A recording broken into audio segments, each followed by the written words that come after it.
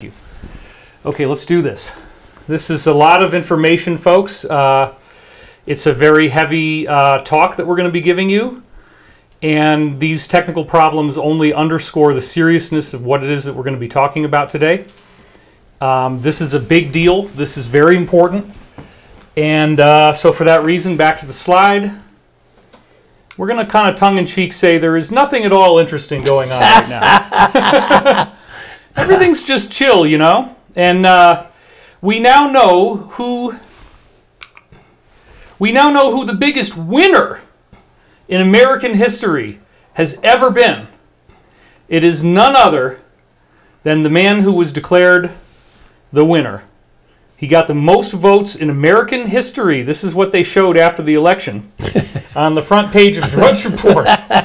The biggest winner in American history, Dannion. How do you feel about that? It's impossible.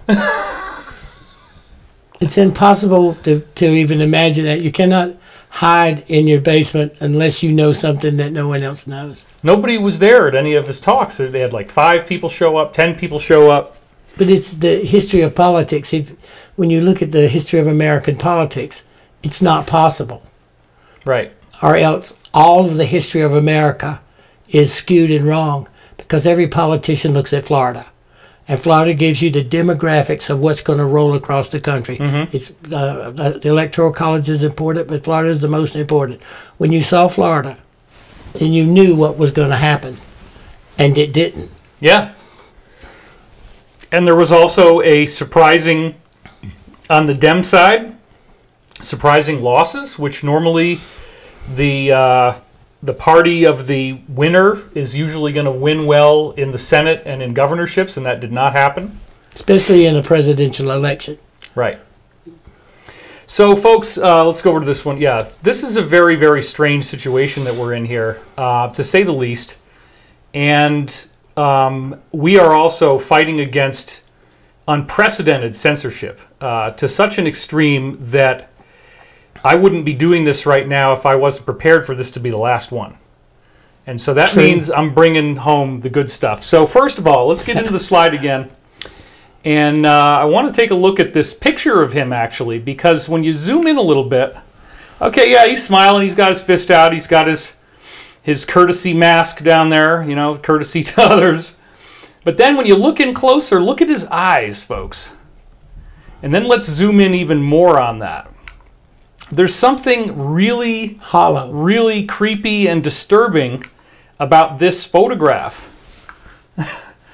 And that's the one where he's supposed to be the biggest winner of all time. So on the internet, anyone can say whatever they want, right? And so this is the kind of notice that we might like to see more of on Twitter.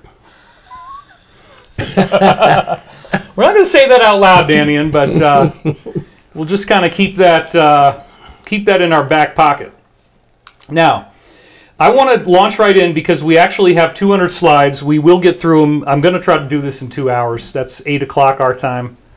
So we'll make it. But anyway, first of all, I want to get started by talking about Peter David Beater, who is the original insider. And I wouldn't say he's the original insider, but I would say that and it is an unfortunate name, wouldn't you say, Dannion? If your name is Peter Beater. Okay, let's just try to think about the ramifications. I would have added the David in there also. Slides, yeah, you got to. Yeah, so anyway, it's a really funny thing, and the website is still there. It's peterdavidbeater.com, and this is from the front page. Now, you can read all of his credentials. Suffice it to say, he did work in a variety of government positions, as it says here, and he also ran for governor. We're going to get a lot more into that later. And he became an insider, and he began blowing the whistle. And so this started in 1975. And this is when the first of these audio letters that you can still see on his website today actually started to be published. And so now, because he was releasing them to people on cassette as a subscription, you can go and listen to them on MP3, as you see here, You can also read them in HTML or text format. So we're going to go with the very first one. The very first audio letter that he made was 1975. on June 21st, 1975. Got it. So let's read some of this, because this is very important, folks. In the late 1950s, Nelson Rockefeller decided that the time had come at last to run for elective office. His decision essentially coincided with the adoption in New York State of mechanical V machines made by the Automatic V Machine Company of Jamestown, New York. This company had been purchased and merged into the Rockefeller-dominated Rockwell Manufacturing Company. So this is a V company now. You remember what V is. Rumors were widespread that these machines were fixable and facilitated the stealing of ease. But these suggestions were ridiculed by some who proclaimed themselves to be authorities. So let's just back up again real quick and remember where we started here, okay? Just so there's no confusion.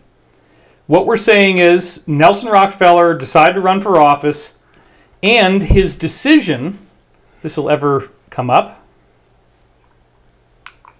his decision coincided with the adoption in New York State of mechanical V machines. Okay, so this is very important.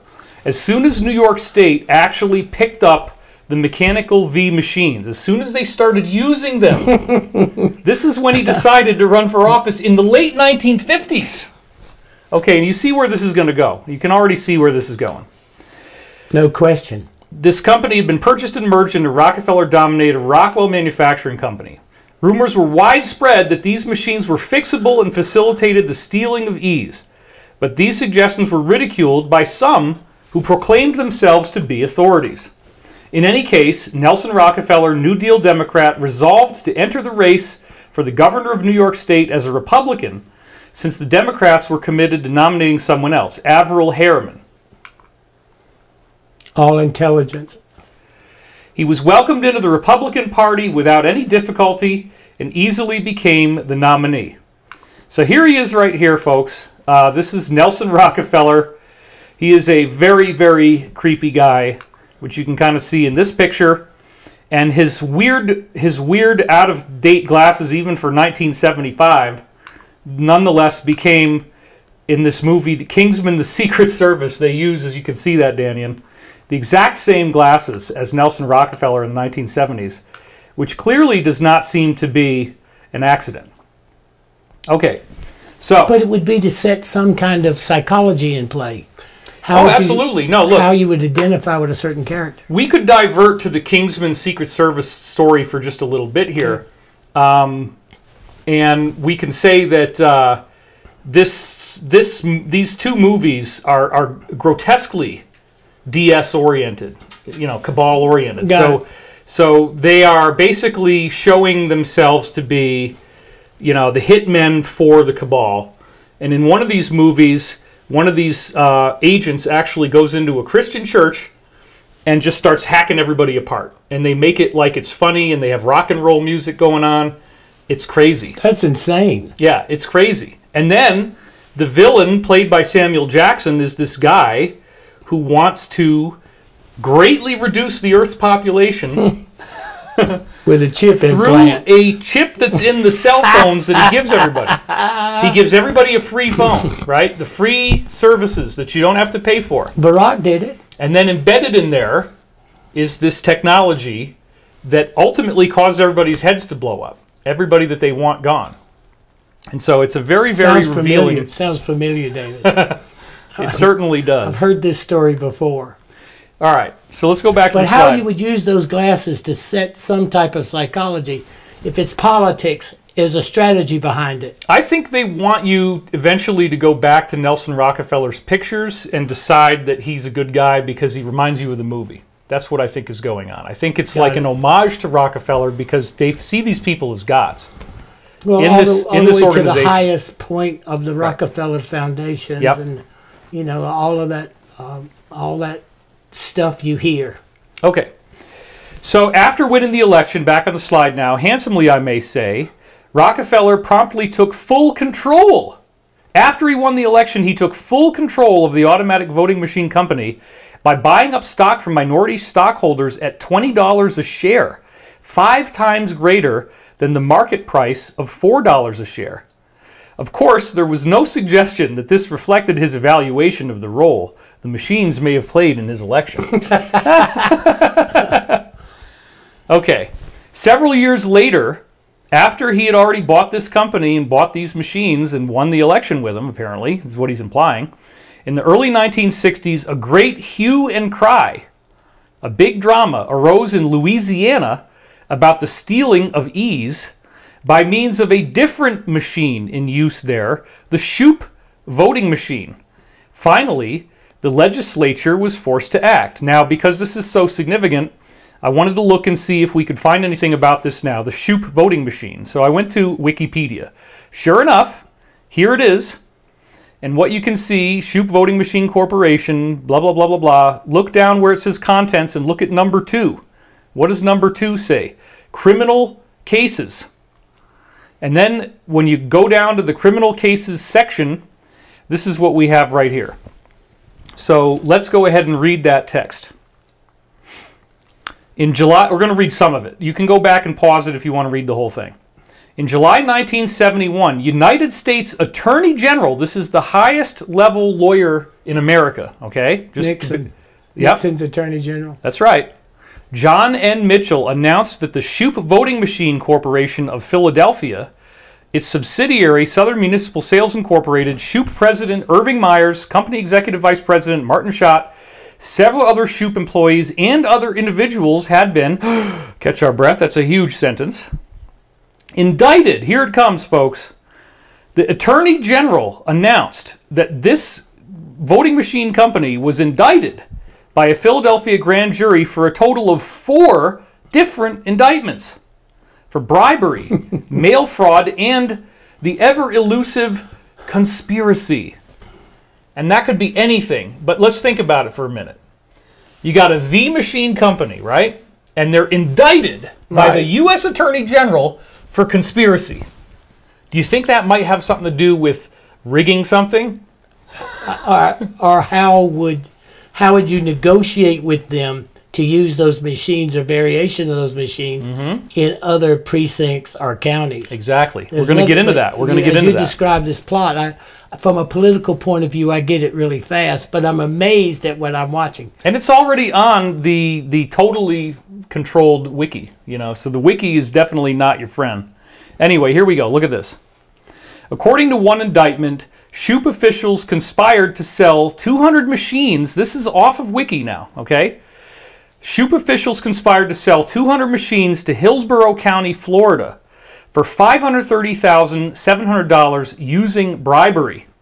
Now, what does that mean? That just means that they're going to pay people off in the government of Florida, in this area, the Hillsborough County. They pay you off to use government money to overpay for these machines. Okay, so that's what we're going to see. Just so you're clear on this. $530,000, $500,000 is way too much. This is, as you can see in the slide again, $2,653.50 per machine. And then they bought 180 out of the 200 machines back as quote-unquote scrap right after they sold them for a total of only $5,400, which means that Florida was left owning 20 machines for $525,300. And then if you take the per machine cost of what they paid for those 20 machines, that's $26,265 a machine. But at the surplus price, it was only 30 bucks. Yeah. So that's about as stinky as you can get. It's a clever grift, right? Like the Afghan war. How cost plus. Okay. If you had cost plus in the war, you would get the generators in. You'd take the spark plug out. You would break it. You put the spark plug back in. You test it, crank it. It wouldn't. You would surplus it, and then you'd order another one. I mean, that's standard cost plus. So this is just a way to move money around. A way to bribe people. Right. Okay. Another indictment, remember there were 4 of these, okay? Another indictment charged that Shoup officials then bribed an official of Harris County, Texas to buy 100 of them. Well, they'd already knocked them down to free, basically, because they bought them back for 30 bucks a pop. Yeah. Now they're going to sell them again in Texas, the same machines. Okay? So now you can see, okay, if the actual unit cost that they were selling them for started out as $2,600, that's $265,350 to buy 100 of them. So this is clearly grift, and it's right there again on Wiki, in the middle of Big Tech Central. On March 1st, 1972, the Sarasota Herald Tribune reported that Shoup had changed its plea. This is so important, folks. Please do not tune out right now. Shoup had changed its plea from innocent to no contest. And that means, again, Dannion, the deal was in. They know no contest means we're guilty. Yeah. Okay? Pay the so fine. all this stuff they were doing, selling off these voting machines, buying 180 out of 200 back, keeping the money, it's crazy. They're still doing it today. That's way ahead of where we're I don't mean to do it, but it's just imagining how the system works as you're showing it. It's great. Yes. Keep rolling.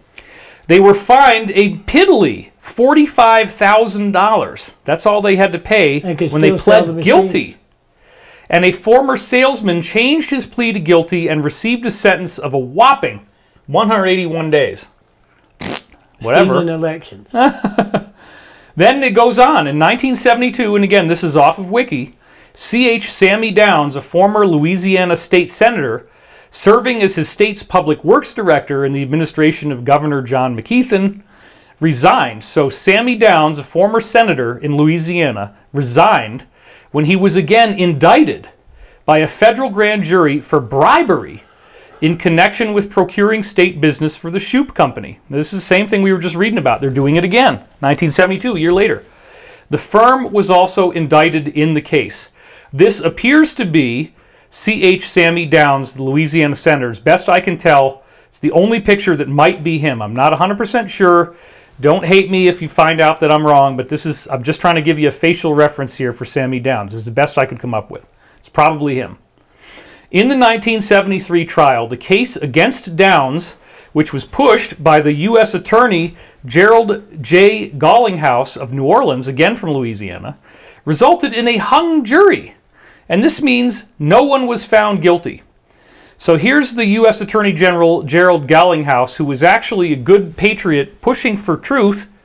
And even with all of this evidence, right, and indictments that had gone through, and convictions resulting in jail time and fines, and people resigning, it's a hung jury. Sure, because somebody got paid. And tell everybody out there, as the elder, in case they don't know what a hung jury means. Hung jury means is all 12 couldn't convict. A person means you have to have everybody decide it. And if it's not, if you have one person that won't vote to convict, that's a hung jury. And usually the judge sends them back or sends them back. But when you're looking at how this machinery is working, David, and what they're doing, there was just one person they needed in that little small town that would take that to take that cut or that position, and it'd be a hung jury. The same as the $45,000 fine, and you have to have a bill in 181 days, and they're still selling those machines today. That's right, they're still selling them today. They just changed the name of the business. That's kind of the bottom line, folks. You can go home now. You don't need to watch the rest of this. No, don't miss it. Come on, let's go. No, but we got way more great intel coming up. You probably have never seen this before. You might have seen some of this before, but this is really proprietary. I'm bringing out my A-level material here, folks. Let's just put it that way. All right. Back to the slide. Seems like there's a lot more to this story because, again, even on Wiki, we hear about 4 indictments, but over here, we hear about 4 indictments, but we're not getting anything really in detail about what those indictments are other than that they pled no contest to the charges and there was fines and jail time. But there's 4 indictments, and then one of them is about conspiracy. So the Wiki version has a lot missing. This is the point that I want you to think about. What if an insider like Peter Beater, with the most unfortunate name in the known universe, okay, Peter Beater himself, the illustrious insider, might have more to tell us from having been there, from having researched this, from having studied it. So let's go on and see what he's got to say about this whole Louisiana situation, okay? We're going to return to his audio letter number 1. So this is right where we left off. and I'm actually going to reread you what we had before. Several years later, in the early 1960s, a great hue and cry arose in Louisiana about the stealing of E's by means of a different machine in use there, the Shoup voting machine. Finally, the legislature was forced to act. Well, what did they do? That's what we're going to find out. Now, this is mind-blowing, folks. If you're asleep, wake up, okay, because this is it. On the basis of a concurrent resolution, the legislature in Louisiana staged a demonstration of the various voting machines used in the U.S. Now, notice I highlighted the word various. This means all the different types of voting machines at that time, 1971, 73. One of these two cases is where this happened. He said late 1960s. He's a little bit off on that. But he was remembering this from having read about it and studied it, obviously, to at least some depth. He might have got the year wrong, but he's got the basic gist of it. Former employees of the companies in court demonstrated the ease with which these machines could be fixed to steal E's. In court! Isn't it interesting, folks? Isn't it interesting that Louisiana had this happen in court? They demonstrated it in court. Mm-hmm. And the wiki has nothing to say about that. Oh, well, there were 4 indictments. Conspiracy. But they demonstrated in the courtroom how to do it. It's crazy. No, okay. it just tells us another whole story that we're not hearing. You're telling another story that's actively happening in America today. And That's you're right. telling it from a different narrative than the one that everyone's hearing. Everyone should pay attention to this and get in a balanced viewpoint of what's occurring from this program and what David's trying to bring across. Come on. I agree. This is great. Back to the slide now. In the course of the demonstration, because we have a lot of slides, I want to make sure we get them all. In the course of the demonstration, it was shown that the Shoup machine could be more easily fixed and in more ways than any other for the purpose of e-stealing. It's the best one. The court proved it. This is legal proof that the Shoup machine, it's not like the other ones can't do it. It's that this is the best one. And they proved it in court. So Nelson Rockefeller did make a good investment. Well, look at what happens next. Very shortly thereafter, New York State, whose governor was now Nelson Rockefeller, ordered the disposal of their existing automatic V machines at sacrifice prices, and their replacement was Shoup machines. Isn't that something? As soon as he found out there was better technology with more ways to do it, more ways to steal and cheat, let's get rid of the old ones, sell them off for nothing, buy the new ones. And then look at this. This is crazy. Control of the Shoup voting machine company was also purchased and passed through a number of obscure transfers which Dun & Bradstreet had difficulty in following, and reportedly ended up, when last checked, in an obscure subsidiary of what is now known as Exxon. You cannot make this shit up. You cannot make this up. How do we fall? How did we go so far off track? How do we fall so far, David? How do we have let ourselves fall so far by what is automation, and automation controlling so much of our decision-making process that's in the hands of this kind of pattern? Exactly aware of what was the main name of the business that the Rockefellers started in the late 1800s. What was it called? Standard Oil. Standard Oil. He shoots and he scores. Woo! Yeah. I got it. Standard Oil. Oh, this is crazy. It's crazy because it's his company. Exxon's his company. That's the whole point. It's his company through a subsidiary. But it puts those tentacles. When you start to really try to piece all this together, what's happening is the tentacles and how they move in the stories that you hear that you could never piece together, the Bilderbergers and the Trilaterals. Mm-hmm. All of a sudden, I'm watching before my very eyes in voter fraud, the system that is controlling it, and it comes back to reinforce a lot of those conspiratorial thoughts. And it was absolutely proven in court. This is true. They showed how to do it in court. This is the best one to Keep going. Come on. Oh, we're just getting started, my friend. We're just getting started. Oh, thanks for letting me be here. The Rockefeller control of Exxon is, of course, well known. Thereafter, Nelson Rockefeller had no difficulty in being reelected time and again, despite his growing unpopularity in New York State, including wanting to order a military invasion of Woodstock, which thankfully got called off at the last minute.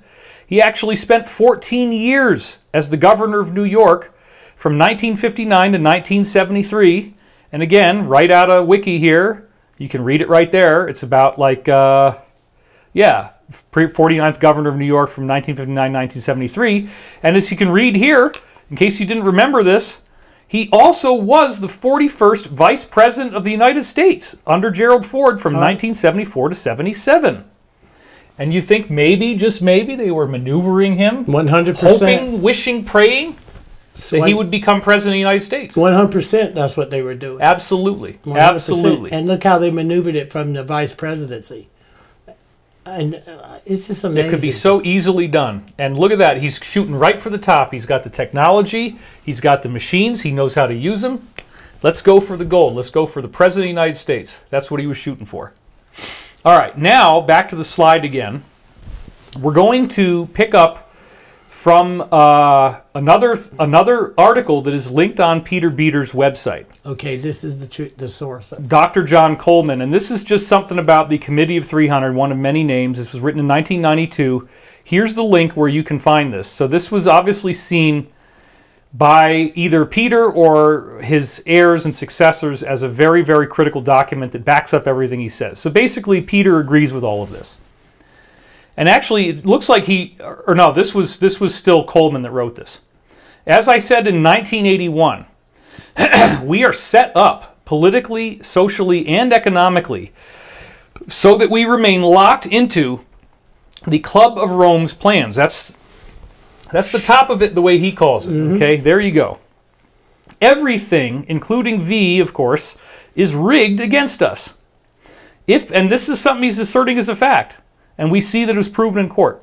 If we are to survive, then we must break the stranglehold the Committee of 300 has on our government.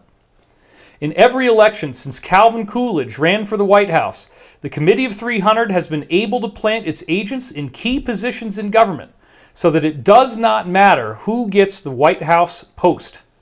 For example, every one of the candidates who ran for the presidency from the time of Franklin Delano Roosevelt were selected, or some like to call it hand-picked, picked by machines, by the Council on Foreign Relations, acting on the instructions of the RIIA, and this is the Royal Institute of I forget what it is, but it's Royal something or other. It's not the Recording Institute of America. Especially in the 1980 election, every candidate for the highest office in the United States was run by the CFR. Hillary made a big statement when she was in Chicago to them, like, it's good to be back home where everything works from. It was a quote she had. Therefore, it was of no consequence to the conspirators who won the presidential race, because the candidates were always controlled. Through such Trojan horses as the Heritage Foundation, the CFR, all key policy-making positions in the new administrations were filled by the Council on Foreign Relations nominees, and before that, since the 1960s, by the NATO's Club of Rome yes men. This is again going back to the Vatican, folks. That's what he's saying. Thereby ensuring that key policy decisions bore the indelible stamp of the Club of Rome and the CFR, acting as the executive arms of the Committee of 300. Both the 1984 and 1988 elections followed this long-established pattern. And we're going to see more on this. The only way we can fight back is by exposing the conspirators and their multiplicity of front organizations. We need men and women with experience who can formulate strategy to defend our priceless heritage, which once lost will never again reappear. Well, thankfully, that's the alliance, and that is exactly what's happening now. And this is like 1961? 1992 is when this was written. This is the point of observation based on where he was watching the transition from Reagan into Bush, right, and into Clinton, and seeing how that had to be handpicked. and looking at what America would have to do to preserve Absolutely. itself. So it's a long laid out plan. So back to the slide again. We need to learn the methods the conspirators use. Learn them and adopt countermeasures. Well, that's what we're doing right now. Only a crash program will stop the rot which is consuming our nation. So we are going to learn the methods they use, and we're discussing them now. So let's go on now to audio letter number 60. And notice the date, Dannion. November 30th, 1980. Now, you were around during that time, so was I. Mm-hmm. This is after the election between Carter and Reagan. Now, we're going to hear some things about the great election surprise, so let's dive into this. It'll go back to oil, too. It probably will. So topic number 1. So this is number 60, you know, audio letter number 60. And remember that when he first did his audio letters, the very first audio letter was about the elections. So topic number 1, the great election surprise of 1980. Then topic number 2, the planned collapse of America's banking system. Topic number 3, the new age of warfare by stealth. Isn't it interesting how prophetic this from 1980 is? Election surprises, collapsing of the banking system, and stealth warfare. All of those headlines are exactly what we're seeing right now, a planned collapse. And there's lots of evidence for that that's outside the scope of this one show. And they have road tested it. Yeah. It was 2000, look at 80, and then 88, and then Absolutely. look at 2002. You look at 2008. They've road tested the formulas. Okay, so this is probably going to blow a lot of people's minds here. Topic number 1. I'm reading it right out of there. You can go to that link and get it yourself. For weeks now, Washington has been buzzing about the great election surprise of 1980. Right up to the last minute, all the opinion polls were saying the same thing, that the race would be too close to call. But when the television networks began their election night coverage, instead of saying that it's too close to call and that both candidates are equally likely to win, the TV networks told a radically different story.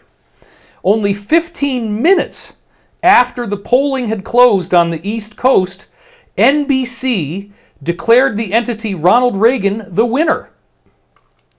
On the West Coast, the polls were still open, but because he'd already won, the voters started drifting away. Even more shocking, the alleged President Carter himself conceded defeat less than 2 hours later. West Coast polls still had an hour to go at that point, but many remaining voters just gave up. By then, it was fast becoming clear that V machines nationwide had registered a landslide in the name of Ronald Reagan.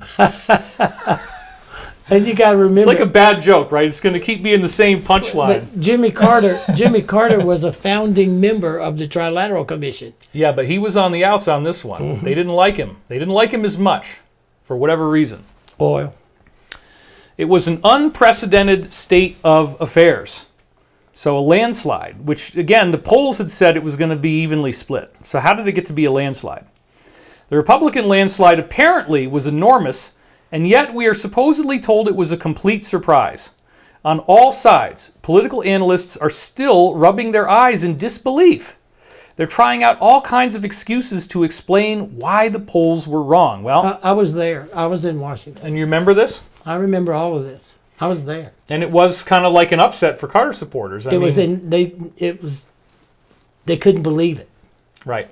And that it had started so early, and declaring him the winner and beginning to push Jimmy back into the background. Right. Even before the people in the West Coast were done voting. Mm-hmm. It's insanity. My friends, last month I reported that there was one issue that could help defeat the present, what he calls, Bolshevik administration. This is because of at the time, let's just back up and get a little history here. I'll go to this camera. At the time, the prevailing theories about the wrongdoing in the world focused on the former Soviet Union influence, or what was currently Soviet Union influence, and the fact that this group had entities there. So the Bolshevik Revolution in 1917 was actually run by Wall Street. This is widely known now. Wall Street financed the the transformation of Russia into the Soviet Union, put out all of these socialist programs, communism, all this kind of stuff. This was Wall Street, no question. Karl Marx and Friedrich Engels. That's Germans. Right. Yep. So don't be surprised when Peter starts calling it the Bolshevik administration, because again, he was here tracing it to the Soviet influence, which at that time you could trace it to that easily.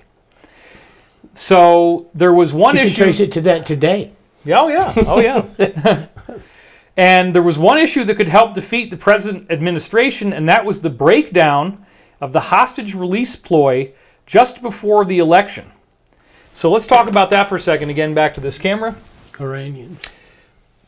And there was, and I remember this because I was born in 1973, so I was 10 years or 7 years old when this was going on. My father every night was so upset as he'd watch Walter Cronkite on CBS and be complaining about the hostages in Iran. The media was making a gigantic deal out of this. My father talked about it every night. It just means that he was a veteran. That means he served this country, and to look at that period coming after that and to watch the humiliation was more than we could deal with. Absolutely. Absolutely. So again, for those of you who don't remember this, the term October Surprise, I'll show you this in a minute, originally was coined because apparently, and there's whistleblowers that have come forward, this is now indisputable, legally proven, that the Bush faction made a deal with the Iranians to not release those hostages until after the election, immediately after the election, thereby again giving a plausible reason. This is important. A plausible reason for why Reagan might have won by a landslide, even though the opinion polls said no. It wasn't sufficient enough that if Carter couldn't have gotten them released, it wasn't sufficient enough for everybody to vote against him. But yet, that's the reason, that's the excuse. But if you have a secret technology that you can turn it out any way you want, sure, why not use it, right? You got to remember his foreign affairs, what Carter's foreign affairs position was. His foreign affairs was the oil embargo, okay? And then here came the Iranians seizing and overthrowing the Shah and Khomeini coming in to take over to create what is now the Iranian Republic. Right, okay, with all the suppression of women and everything. With everything, all of that, okay? So when you look, that would be the reason you could rationalize his ability to act on foreign affairs, and that Reagan called Russia the great evil empire. Right. That was a part of his marketing strategy. Exactly. So, because again, did that really cause Carter to lose the election? Did the American people really turn on him because of that? Apparently not. Apparently it was this rigging. So let's go on. It may be that many voters were affected in the way I mentioned last month. Well, that's a very kind of passively voiced sentence, but he means they stole it. Okay, that's what he's saying. So here again, right now, you can go to the page on Wiki where they talk about October Surprise. It's still there. And it says, in the U.S. political jargon, an October Surprise is a news event that may influence the outcome of an upcoming November election. And then the term October Surprise was coined by William Casey. I'm now down at the last sentence. CIA. When he served as campaign manager of Ronald Reagan's 1980 presidential campaign. And then in this section here where it says 1980 Carter versus Reagan. In the 1980 presidential election, Republican challenger Ronald Reagan feared that a last-minute deal to release American hostages held in Iran might earn incumbent Jimmy Carter enough votes to win re-election. As it happened in the days prior to the election, press coverage was consumed with the Iranian government's decision and Carter's simultaneous announcement that the hostages would not be released until after the election. In his failed attempt. That's right. So Carter wasn't able to pull it off. But here's what Peter says. The apparently surprise landslide was actually brought about by entirely different means. Here we go. My friends, it was not the opinion polls that were wrong this time. It was the tally of votes on E-Day. Isn't that... I mean, it's so funny. It's so funny. And it's so sad, too, because, Dannion, if people start listening to what we're saying right now, and they take this seriously... They see the pattern. I hope that they will start to understand that the whole thing is so goddamn dirty. It's been dirty the whole time. You, as we've talked about in other videos, did work on the inside. We're not going to say who you worked for because that's still classified. But you saw this stuff, right? So you're aware. So let me just ask you point blank. Can you confirm with independent intel that you gained firsthand that this kind of stuff is true? Sure.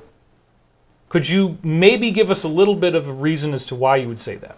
I just witnessed, here comes President Reagan, and here comes George W. Bush, Herbert Walker in as vice president, and the exact same system that Nelson Rockefeller used was being used again. Right. Okay, well, when you work on the inside, the Republican National Committee was Lee Atwater, and he was the head of it, and he got Herbert Walker elected. Right. Okay. Got him. Exactly. I mean, I watched all of that operate. Okay. Okay, so I watch what you're doing, and I see that the same things are being recreated as you tell a story that gives people an option to really take a good look at how exciting of a times that we're living in. This is either the grandest exposure or failure in the writing of our country or becoming socialist. That's right. The Communist Manifesto. And that's the two choices that we say we made. That's right. That's insane. With more votes than ever in history. The biggest winner in American history, the winningest man in the world. Nobody's ever won this many votes. Except maybe in India or China or something, right? You could probably win more votes in India. You got 2 billion people.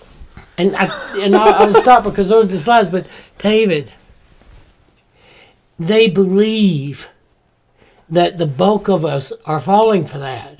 Well, I don't think so. But, well, maybe they hoped that they would get that. Okay. But let's just divert for a second real quick and talk about the present, because I went to sleep on election night. I stayed up as late as I possibly could. Me too. And I was watching everything like a hawk. And so it was down to, in some of these swing states, when I stopped looking, it was at 91% of all the vote tallies going in. And it is a landslide. It is a landslide for the incumbent, okay? Which is exactly what I told you folks. So some people were saying, we had some, well, let me just finish this one thought real quick, and then we'll discuss it. The landslide that I talked about in my last video did happen, okay? Because some people were trolling me at the beginning in the comments section. It did happen, but it wasn't allowed to happen. And so we go to bed, and I walked into my, I walked into my bedroom, and I told my wife before I went to sleep, I said, sweetheart, there's no way this is going any different. And that was my famous last words, right? There's no way this is going to turn out any different. The incumbent definitely won. You're going to wake up tomorrow, and Blankety is going to be the president of the United States again. That's what everybody thought. And then right around like 4 o'clock, 4:30 in the morning, all of these numbers start changing in the most mathematical ways possible. Votes just start appearing out of nowhere. And now, in case you are completely not tuned into reality, there are systematic, massive cases coming out about this. Hundreds and hundreds of pages of sworn affidavits. Scores and scores of insiders who are coming forward to confirm that they were instructed to do this, that they were asked to do this, how it was done, when it was done, where it was done. How did you feel, Dannion, that night, going to bed thinking that it's all in the bag and then waking up in the morning and looking at that? I couldn't believe it, but I knew it was some elaborate plan. You cannot, from watching the heartbeat of 2 elections and watching the heartbeat of them, okay, you understand things about how Washington works that you never talk about. Right. Okay, you understand it, So watching this, I knew that there is no way in political history, in my knowledge of the United States of America, okay, that the way that Joe ran his campaign, and in the mental condition of Joe, that there was any chance, if I had to choose between which I vote for the person who best serves what I believe in. Right. Okay. Right. I support what I believe in and what I can do to help to make a difference in the things I care about. Mm-hmm.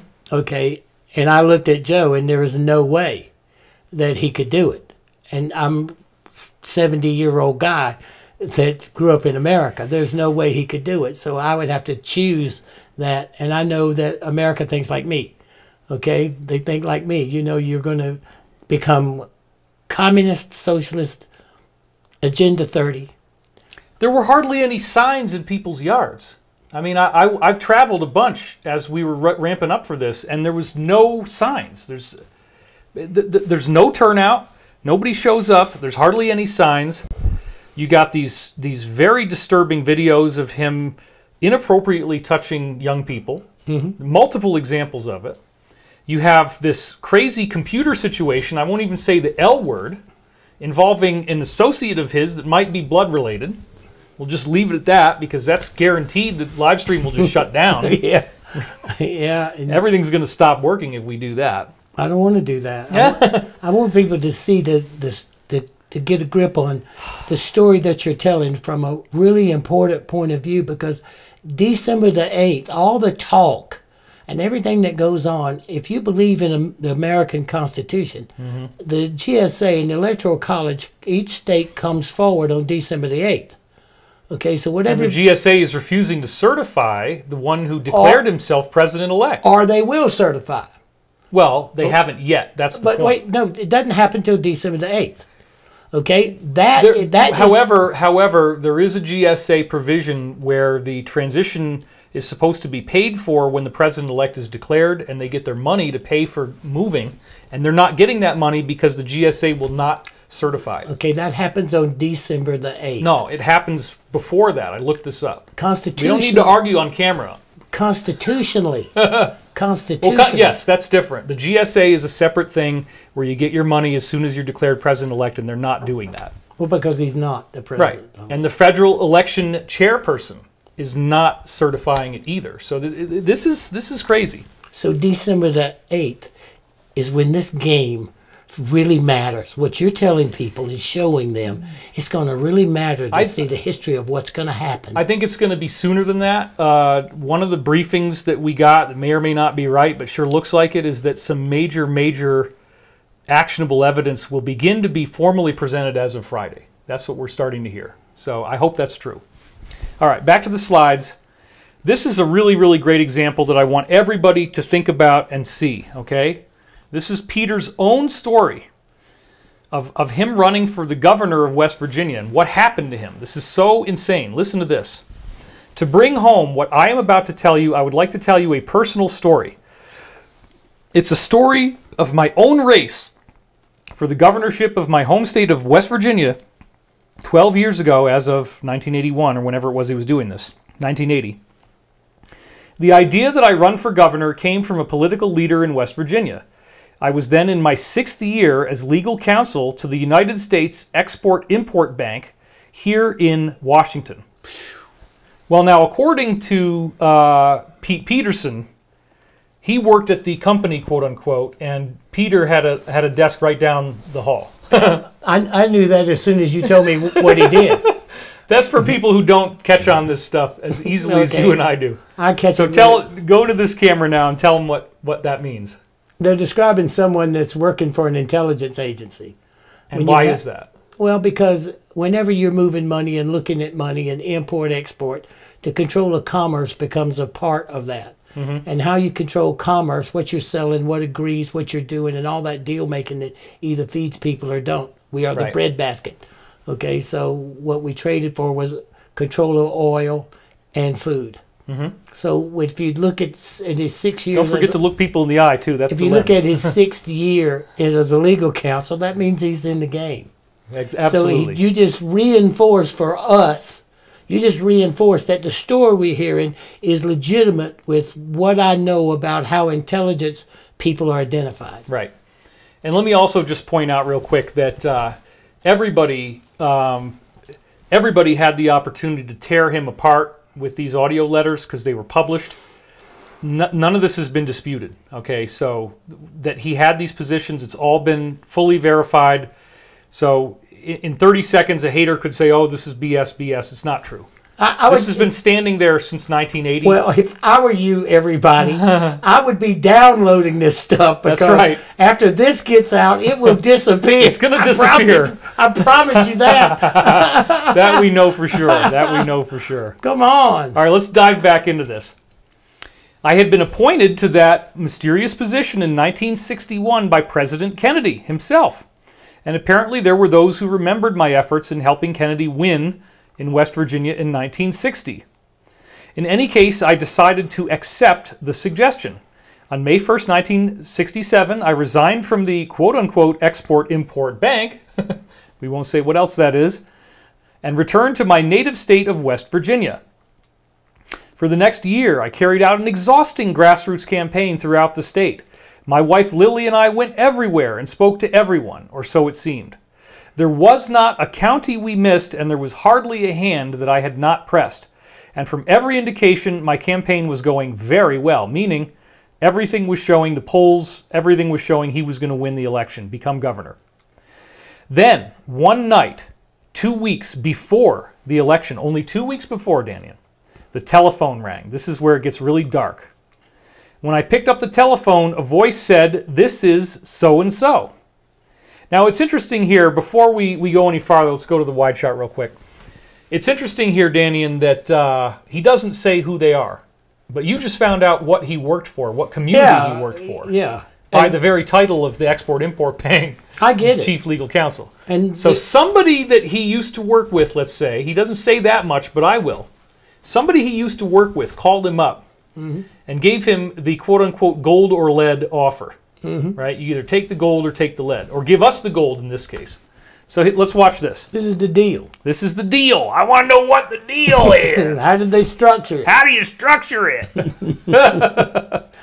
I asked what I could do for him, and he replied, "Well, you'd like to have your votes counted, wouldn't you?" Still half asleep, I said, "Of course. What are you talking about?" His answer was, "Well, you know, politics is a business." And then he repeated, "You'd like to have your votes counted, wouldn't you?" By that time, I was wide awake. I replied that there were plenty of county officials and precinct workers to take care of the vote counting. He's being very dodgy. He doesn't want to look at it, right? Okay, so now he's got to get down to brass tacks. I asked him, "Okay, what are you driving at? What do you mean I want my votes to be counted?" "Don't you understand? This is just how it's done. No question. If you want your votes counted, it'll cost you $250,000. And who you gonna tell? I mean, come on. Now, this is Peter David Beater going from his own testimony, his eyewitness experience of being in this world, going through this thing, and he is testifying this, and it has never been disputed. Credibly, he showed unimpeachable credibility, and he's a brave whistleblower. So this is him coming forward and saying that they wanted to sell him the governorship for $250,000. So this is a really dumb question, but I want to cut back to this camera real quick and have you answer this. Do you think it's possible, Dannion, that if somebody had the control of these machines, that they would start using them to make money? No question. No question. I mean, politics is business, and it's a blood sport. Right. I lived in it. It's a blood sport. Did you personally see things like this, examples like this, or were you aware of them through? I was not aware of the complexity of the voting machines, but I never trusted it. Right. I never trusted it, and when I found out about the internet, I knew not to trust it. Absolutely. Absolutely. So $250,000 will get you the election. So then, but it would have been the same call would have been made to his opponent. Oh yeah, the same call would have been made to his opponent, whoever paid that money, and whoever was the political person that told him he should run is who he should pay attention to. And also with the economy the way it is now, $250,000 is probably like $2.5 million now, at least. 1967. Yeah, I mean it's a lot different. Not pay a cent. I didn't do things like that. At that point, the caller said, "Well, it looks like we can't do any business then," and hung up. After putting the telephone down, I just sat there astonished. Finally, my wife Lily said, "What was that?" And I told her, "We just lost the election." Precincts were old-fashioned, paper ballots were used. I did receive votes, but without exception, in every location where voting machines were used, I received no votes whatsoever, not one single vote. You have to laugh. It's so psychopathic. And they didn't even allow him to have one vote because he didn't pay for them. He didn't pay for the frickin' votes. We are teaching you.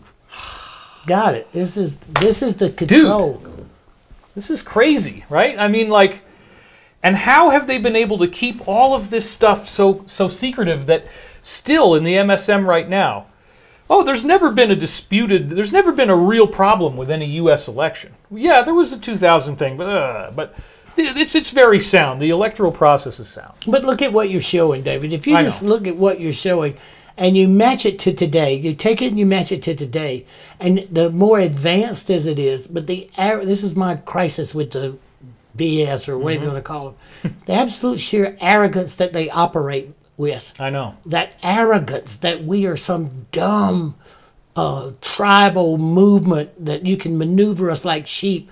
We are just not that. It's like when we argued that in our last presentation together, right. We are not a racist nation.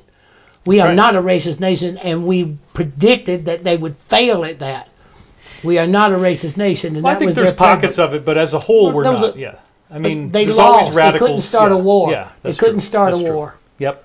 So it's pretty amazing to see how this so importantly evolves. Next interesting part of this that I'm about to show you, Peter actually had the guy who did this, the guy who rigged the machine, come in with a Baptist minister and start crying and confess to what he did.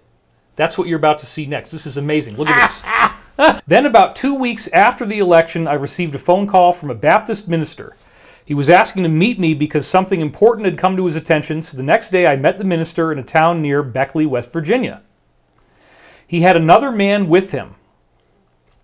The good minister told me that it's not up to me as the minister to forgive you, it's up to Mr. Beater. Does he want to do it or not?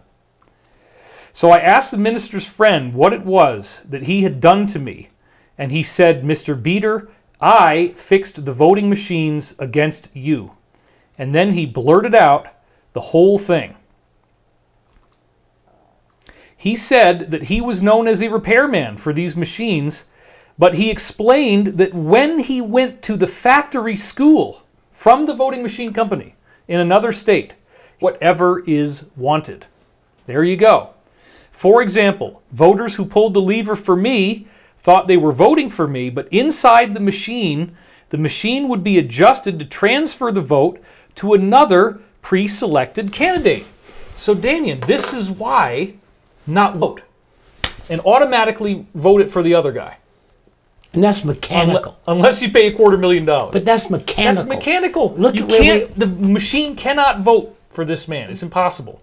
It only That's registers. why he got none. That's why he got none. Now we're in the Isn't internet. this amazing? Yes, Yeah. my God. And it's so, it brings reality from the beginning. It's not just something that's happening now. That's it's right. something that's been continuously happening that we're now aware of. And by the way, I mean, even though I'm kind of laughing and excited about this, I'm also disgusted by this information. I'm horrified, and I want you to have it. I want you to know the truth. Because how are we going to ever get anything, how are we ever going to get the public vote to be real, to be fair, to be warranted if this is what's going on? And remember, Peter had a witness now, a guy who was willing to ask for forgiveness. He confessed, which means that's provable in a slide now. I could hardly believe my ears as he was confessing that he rigged these machines. Over a year of grassrooting the state down the drain, and all because of a specialized slot machine known as a V machine. I asked him why he did such a thing. He was not the only one, that there were others all over the country doing the same thing.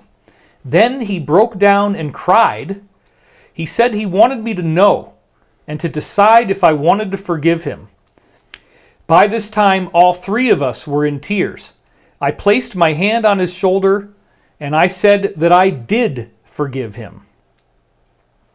Later, I went to the fraud section of the United States Department of Justice here in Washington. They told me that the governor's race was merely a local matter, so the federal government could not investigate. Isn't that convenient? I also looked into other avenues for possible legal redress through the document. He's a top attorney hired by Kennedy to be an attorney. And in the end, the courts always do nothing. So ended my governorship race in West Virginia in 1968. So right there, the implication, folks, is that the court system itself is rigged. So there is nothing going on that's going to stop this. You can't go and call, but he did have 2 witnesses, and they refused to hear him. They said, oh, that's state, that's not federal. Okay, back to the slide. But it shows it's rigged. It's totally rigged. In every presidential election since voting machines have been used, there have been charges of V fraud in certain states, in every election. And that goes back to the pretty obvious. If there's too many people voting, you know, like you don't Nevada, have enough population. Like in Nevada, 104%. Oh. So look at this now. There are people nicknamed the Lever Brothers in Western Virginia, which is this guy was one of them, who go around and pull the levers before the actual voting begins. There are others who tamper with the machines in their warehouses before they are delivered to the polling places. And there are corrupt officials who know all these things but keep their mouths shut, either for fear or for money. Again, gold or lead, right? We're either going to give you the bribe or we're going to shoot you. Or someone you care about. Important. VMs are not regulated in any way. They were developed from slot machines, which of course are built to be. There you go. But then long ago, they were absorbed into the hands of the Rockefeller cartel, as I detailed, and we already read that. And then the secret struggle over the E, which I reported last month, remember this is right after the 1980 E had happened, voting machines were the decisive secret weapon. There you go. For the moment, they have carried the day for the Rockefeller oil cartel. I told you it'd be about oil, right. Having the same structure. Same system. Voting was the decisive secret weapon. As the V began on November 4th, 1980, the entity President Carter was in Plains, Georgia to vote. Reporters on the scene said later that Carter almost broke down and cried as he was speaking to townspeople because the outcome was already known before the voting began. And he knew about it. That is also the reason for his unprecedented concession an hour before the West Coast polls had even closed. Word had reached the White House only the day before about what was going to happen. So let's again stop right there for a second. Imagine that you are President Carter, the President of the United States, and the day before the E actually happens, you get told, oh, don't worry, you're going to lose. We've rigged all the machines. Mm-hmm. I mean, once again, I hate to keep repeating this, but this is insane. And the guy said, don't worry, you're not going to win. He was a part of the organization that was in control of doing it. That's a good point. Okay, and also this too. He was interested in UFO research because in Russia he saw one. At the same time all this is happening, he's the one pushing to try to ask for this information about UFOs. He wanted real disclosure. Okay, so he didn't get it. And so here you go again. You're worrying too much, or you're paying attention to stuff that's none of your business, Jimmy. You need to start paying attention to peanuts. Because, right, how about you stop paying attention to UFOs? Yeah, because Billy talked a lot about this. His brother, Billy... Billy Carter. Talked a lot of... He was talking about how bad it hurt his brother. And then his sister, she was the evangelical person that was a big friend of the penthouse guy. And, right, Larry Flint. Yeah, and so here this family became a... Because he was one of the first UFOers. That's right. And that might have been part of why they threw him out. I'm not going to not let that go. Absolutely. Thank you. So, back to the slide now. There was massive fixing of VMs in 9 states. Massive. So we're going to start with the massiveness. This is 1980 again, okay? Pennsylvania. That sounds a little familiar, doesn't it, folks? Florida. That sounds familiar. Ohio, Illinois, Michigan, Texas, and California. That's all your electoral college. So that's, yep, there you go. All the swing states. That wins. The machines were also fixed, but on a less complete scale, in Indiana and Missouri. And in addition, there was selective fixing of machines in the key districts of more than 20 other states. It was all over before it started. This is based on his inside intelligence, of course. That means 31 out of 50 U.S. states, all the ones that matter, were already rigged. Now, instead of 40 years, I want to fast forward 20 years. And that brings us to the infamous 2000 presidential election. I don't remember if you saw this at the time or not. I'm going to get your real-time comments on this. Sherman Skolnick, his name is. And here he is holding a book on who's who in blankety blank, and we're not going to say the word or the acronym. But Sherman Skolnick was really awesome because he would go after corrupt judges. And so here he is, back in 1969, literally taking on the Illinois state election. There he is, taking on the very thing we were just talking about in the very time that we were just talking about, jumping in on that stuff that Peter was already talking about. Now, this is what is so insane, Dannion. It was only insane to me at the time. Now it makes perfect sense in light of all this information.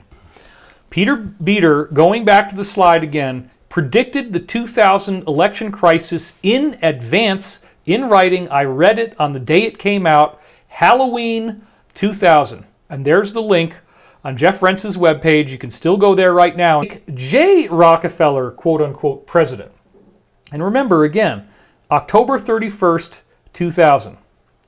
And there he is saying, and this is before the election, this is days before, I have strong reasons, I'm going to just jump ahead and do it this way. I have strong reasons from profound sources to believe that a so-called emergency, the day it came out on October 31st, 2000, and I asked myself when it started to happen, how in the hell did he know that? Well, the answer is obviously he was on the inside. He had real information. So let's go back to that slide and read a little bit more here, where he says, so he says again, I have strong reasons from profound sources to believe that a so-called emergency may follow the year 2000 presidential election. He said this on October 31st, before anything happened. Nobody would, I mean, Danny, just to remind people who weren't alive back then, was anybody expecting an emergency for the 2000 election? No, it was governor for Texas. That means he could run. He had the Bush legacy. He had his father. He'd come in and he had all of that. And he had Al Gore, who was a vice president. Reading this, Dannion, was one of the most mind-blowing things in my early career, because to get an intel briefing that says something that specific, and just days later it's freaking right. I was going back to think of the J. Rockefeller interaction in my life at that time period. What was happening? Let's finish reading this. So, I have strong reasons for profound sources to believe that a so-called emergency may follow the year 2000 presidential election, and there is a further scheme to install Nelson's brother, J. Rockefeller, as the unelected president or king of the U.S., all without having him on the presidential election ballot. Well, that didn't happen, but that's what they were ultimately jockeying for. But then Bush was able to outsmart them, obviously. Right, absolutely. That's what he did. Prior to the year 2000 presidential election, so-called pollsters and pundits made quite an effort to unhinge the brain of the average American with a barrage of quote-unquote polls. The only poll I respect is the one firemen slide down on from upstairs in the fire station when the bell rings. The polls are totally ridiculous. And they were wrong again. And now we know that. Yep. I mean, think about what you're showing. You're showing a chronologue history of corruption that is now coming to a head. It's coming to a head, but having this viewpoint, David, is so important because it balances out what we're looking for as opposed to the edicts and crap we're listening to. And what I'm going to say right now is that Skolnick's testimony is admit need be that I read this before the election because you can prove it. A lot of people did. I don't know if you saw this. No. Had you ever been on Jeff Rentz's show? No. Okay. Neither had I. I've never been on Jeff Rentz. But anyway. I don't know him. He's never allowed me on his show, and I wish that he would have, but, you know, it's a weird situation. Anyway. I'm going to call him. Same thing with Alex Jones. Alex has never let me on his show. But anyway, Jeff's website back then was really the only place to go to aggregate these kind of links together. It was the premier place to get this information. Everybody back then knew that. Since my story, this is Skolnick again. Since my stories are often so far ahead of the parade, they are often misunderstood by those without our benefit of some 1 million documents, records, tapes, and details from his insiders. I do not reveal my sources. I do not want to hear that one of my sources later was in a plane that somehow blew up, or that his or her body was found floating in the canal. Now look at this. Happened all the time. I know, and we could talk about that too, but everybody knows that. To protect my sources, I have, in the 40 years as an activist, been jailed 8 times for contempt of court simply for refusing to divulge the identity of my sources or how exactly in jail. And bless him for never ratting anybody out. Amen. I mean, that is so awesome. And so, again, this particular article influenced me so much, and Skolnick in general influenced me so much, that I decided from that day forward that I must adopt the same ethics code that he has, which is, I would rather take something that I sincerely, being in your world and watching all the crap that you've gone through and what happened, because you will not break that oath. And the stuff that I see and the things that I know about from us being as close of friends, you and I and Elizabeth, as close of friends as we are, I commend you. Well, thank you. And I haven't given away most of the stuff you told me either. And that's the part I like so the most. You want all this to be true, right? It's very important that it stays true. No, this is my ethics code, folks, and I've always been this way. So let's go back to what Peter or Skolnick has to say here. But one more thing. I watch the hours of research you put in. I watch the diligence to it and the sources of information that you compile into these slide presentations. It's damn. Reading Skolnick. It was the big insider source of the day. Just like later on you had other guys doing it, it was all Skolnick back then. He was on Jeff Rent's all the time as a guest. He wrote tons of articles. They were very revealing. They showed he still you all alive now? No, he died, unfortunately. And his website got sanitized, so the only way you can find it now is going to the Rent's link. So, anyway, back to this slide. This, remember, was written on Halloween night, and he asks this question before it happened. Will King, at least in Moscow in the past, when there was a so-called emergency, they would play somber symphonic music on the radio for 24 hours.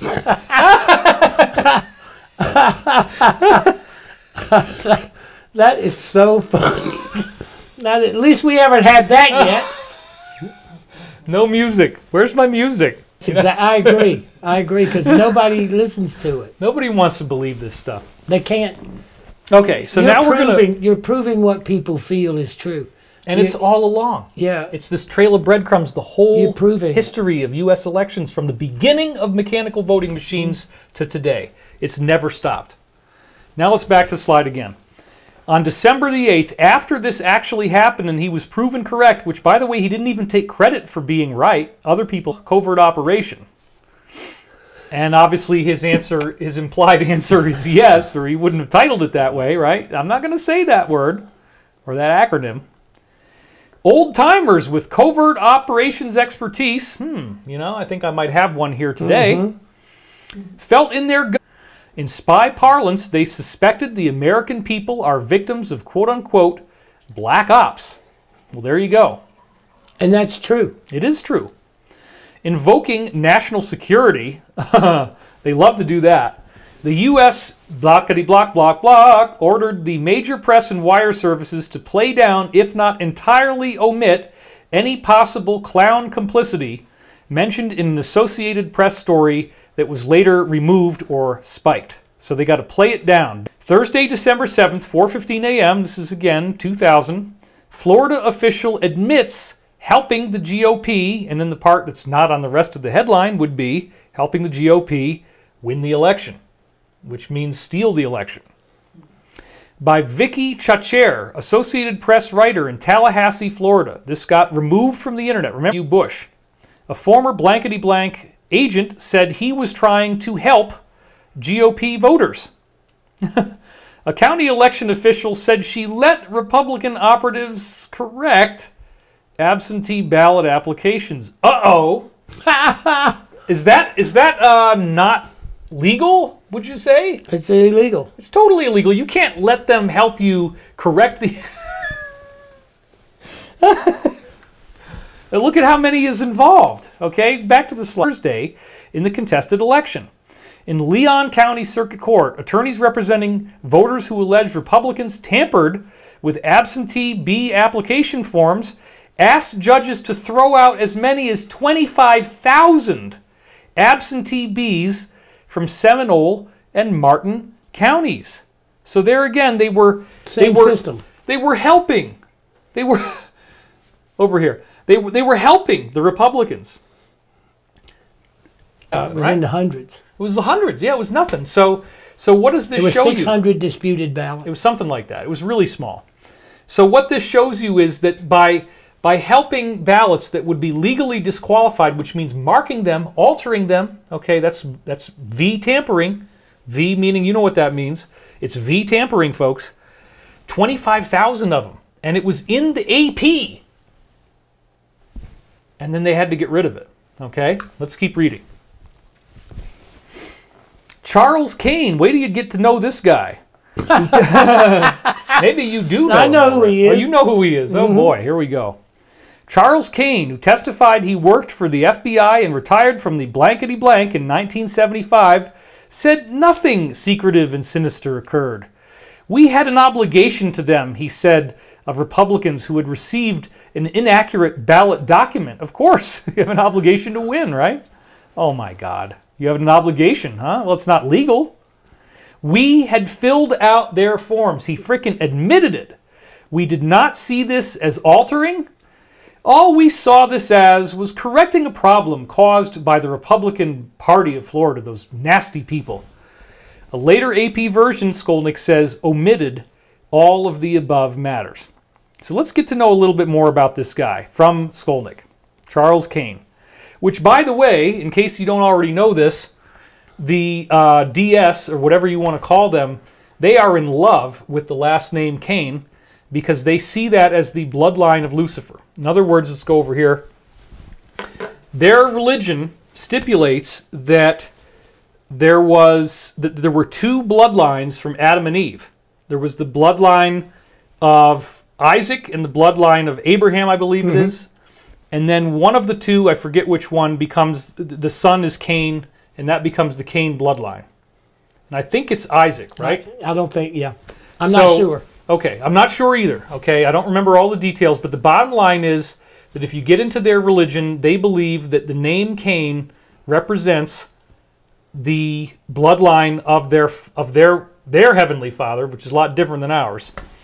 And in two very recent presidential elections, the name Kane was either in the vice president or the presidential slot. You have McCain with Palin, and then you have Hillary, who ran with K-A-I-N-E. Kane. Okay. So and then he's got the last name. So this is like if you're a Muslim and your last name is Muhammad or your first name's Muhammad. They love that. And same thing with the DS. Okay, so let's learn more about him from school. Even deeper, but take it one step deeper. We're not just talking about the politics of world control and domination. You're talking about a religious order. Absolutely. That's the point that you just established. That's it's right. deeper than the political lightness that we make fun of as we watch it. And you're exposing a deeper subtle agenda. It gets really stinky when you get into this stuff. Think about what you're saying, and it's true. And think about that creepy picture I showed you at the beginning when we zoomed in on the eyes. I mean, whoa! And that's the one they used. That's the picture they used. You zoom in on the eyes, and it's like there's nothing there. It's like crazy. Okay. Here we go. Even in the apparently suppressed story, Associated Press left out plenty. And here's what Skolnick has to say. Retired blankety blank and other agency covert operations agents contend the Charles Kane who testified in the Martin County, Florida case is the same Charles Kane they have known for many years, and apparently you knew about him too. They describe Charles Kane as being reportedly as follows. Now, before we read that, this is an actual picture I found today. It says Charles Kane, Martin County, Florida Republican Party Executive Committee member on C-SPAN during campaign 2000. So you can go online today and you can watch his entire testimony as he said, oh, everybody should move on. There's nothing to see here. No big deal. So let's go into what Charles Kane is all about. According to Skolnick, when he was younger, Charles Kane reportedly looked almost exactly like Lee Harvey Oswald of President John F. Kennedy. Several assassination researchers in their magazine articles and books have described how Oswald was framed up with situations, quote unquote, involving Oswald lookalikes. The book, he's not actually, let's go to the close shot, yeah. So this is where he's being very cagey. He's not actually saying that Charles Kane was a lookalike, but obviously he knows that he was, and probably because of some oaths that he signed or something.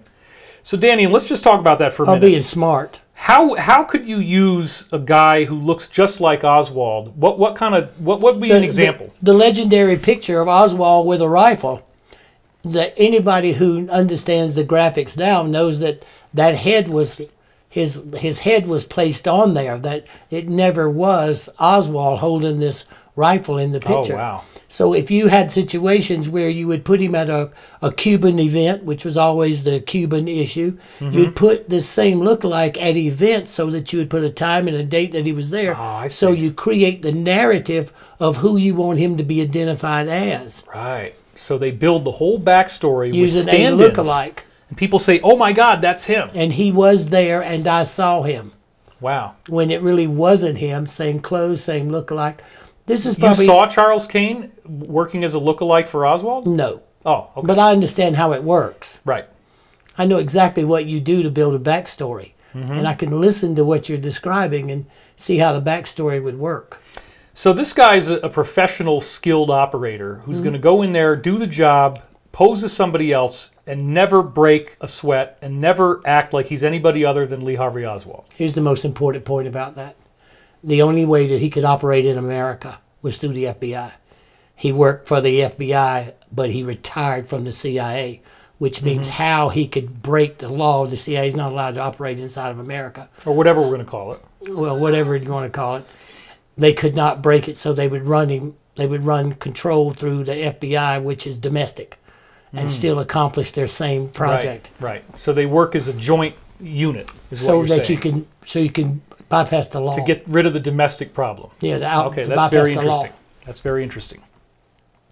So this book, Suppressed in the U.S., Farewell America, has an extensive detailing of this very thing, and I guess we could probably look that up. Okay.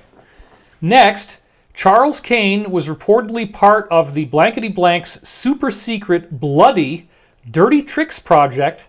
So what would Bloody Dirty Tricks be about? Super-secret, bloody, dirty tricks. Whatever it took to win. Whatever it took to achieve the goal. In any country. America. Look at what year with the time period you're talking about. Next one.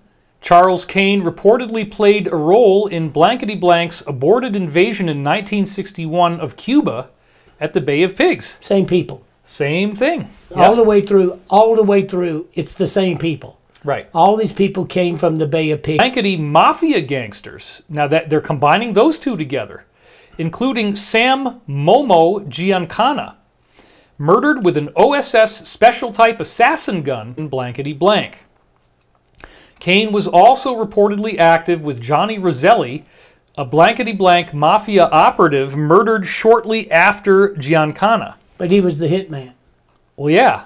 Johnny was a... Now look at this.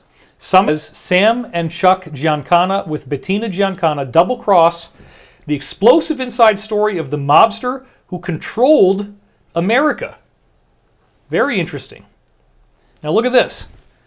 He had the same girl. Including Giancana, plant 8,000 fraudulent ballots in Chicago that enabled John F. Kennedy to carry Illinois. He traded them, but isn't it interesting, Dannion?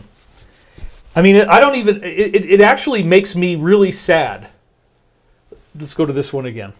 it makes me really sad to say that there's compelling evidence that JFK might have stolen this election in 1960. However, we have, for whatever reason, they didn't want Nixon yet. That's his father. Right? Remember, that's his father. Right. His father did all that. JFK didn't do any of that. Let's go back over to Dan. JFK didn't do any of that. His father, the military-industrial complex and the ability to wage war and how that was working, he was listening. So he brought his brother in as the Attorney General.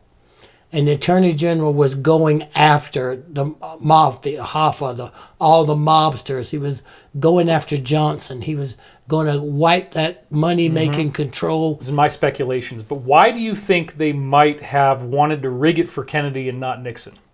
What might be some reasons why they wanted Kennedy? Why the DS would want Kennedy before he turned on him? Because his father could control him. He thought his father could control him.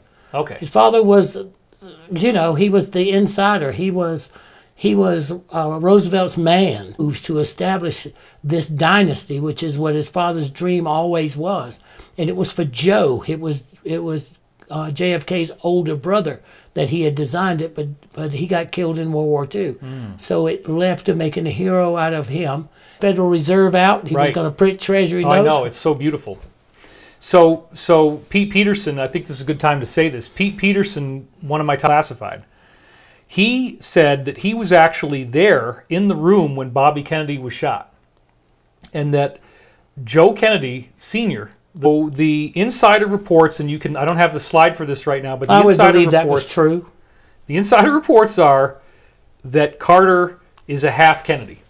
That Carter was the illegitimate son of Joe Kennedy when he was with... I don't have a slide for that. You have to do this online somewhere else. But they look a lot alike. So I don't know if that's true. It's just a rumor that I'll have another one in the White House within 10 years. Well, that would be the nature of his father. That would be the absolute He's that nature. Evil, huh? He was that bought into control. Wow. You know, he was that bought into control. I don't have any ranks, admiral, and coming up through Nimitz and all of those old DSers, the people who developed what after World War II that created the OSS into that gang of clowns. Okay, that created Rockefeller and West Virginia, and then why Georgia? Why would you take him from the South? Why would you consolidate the South? Why would you do it at that time? And why? When Bush, the same things put itself in place. But keep going. So let's think about how mad Nixon might have been to have the election stolen out from under him and to know it, obviously. So he got his revenge. That's the next part. We call the family jewels. Nixon later played a key role at Blankety Blank's base immediately, and that's just the way these things go. You know, he's playing the dirty tricks, and then he becomes president. And it was only after Nixon became president that the war on Vietnam really ramped up. And that's when my father had time. We're already at an hour and 45 minutes here. So Charles Kane was for many years reportedly part of the executive action, but in more recent years, dirty tricks, short of actual political murders, although in the past they were doing... But that's not true at all. Did you ever hear the term executive action? Okay. Everybody knows what that term means. It's called sanction with extreme prejudice. Extreme prejudice, David. Yeah, that's the other word for it. Make it real messy. Sanction with extreme We got to joke about it because it's so horrible. It's the only way you can... But you're weaving all... And we may be being tricked. You think? My God, think about it. Look. I mean, look at the... Well, you'll do it. All right. The voting systems today. Back to the slide. Has the blankety blank's complicity in orchestrating the flow blankety blank surfaced by way of the testimony of Charles Kane? That was his pet theory of why would this guy come forward? Maybe there's two factions or something. I don't think that's what it is. Why then was he a witness in the Martin County case? I think just as a disinformation specialist. Would you agree with that, or do you think... I would agree with that 100%. Yeah. Okay, good. Let's keep going. This is really, really interesting, folks. Look at this. He knew he would get away. 1876 by Gore Vidal. And he says, Skolnick says, he's a distant relative of Albert Gore Jr. Fancy people use their grandmother's last name as their first name. So here is the book, 1876. Notice that Lady Liberty has been blindfolded. Here's another version of the book. It was a #1 bestseller. Gore Vidal, top author of his time. And sure enough, just as Skolnick said, I checked it today, and it is true. This book was reprinted on February 15th, 2000. So here it is on Amazon right now. 1876, a novel, paperback, February 15th, 2000. And then it says right here, you know, if you read this whole thing, and we have this quoted later, so we'll go back to that. The point is the deep state has to tell you what they are doing, right? So if they're going to steal an E, they have to let you know that they plan to do that in advance. I watch the politics of it, and I understand how evil all of that is. Right. And understand how operatives work. But each time that they have to tell us, then that's some ritual or tradition that's deeper than politics, intrigue, murder, all that. It's something much deeper, which is what better everybody needs to grasp that as a perspective. There is something really deep they're doing, because it gives them, let's go over again. It gives them apparently the authorization. That's what we hear from insiders, is that with very, very big pockets, very huge amounts of money involved, huge amounts of intent involved, and it's very specific. It's like dialing an IP address. So if they want something to get done, if they want something to work that involves screwing us, they have to do this. They have to let us know in advance. Then apparently there's some universal law that just works, and they're aware of it, that if we know, at least if we have the opportunity to know that we've been screwed, then the pathetic. So they have to do this, folks. Okay. They have to do this over and over again to tell you what they're doing, to show you their symbols, show you their iconography. So republishing this book in February when the election is in November, and the book totally lays out the exact blueprint that they followed for the 2000 election, exactly the same.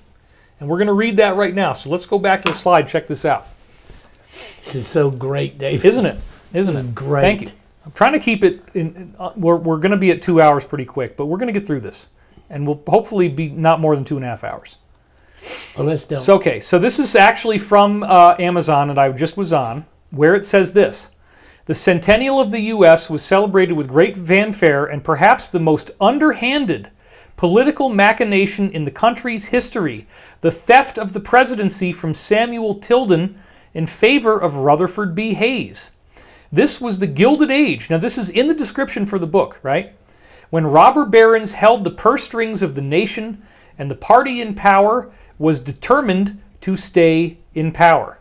Done by robber barons who hold the purse strings, and they're determined to stay in power.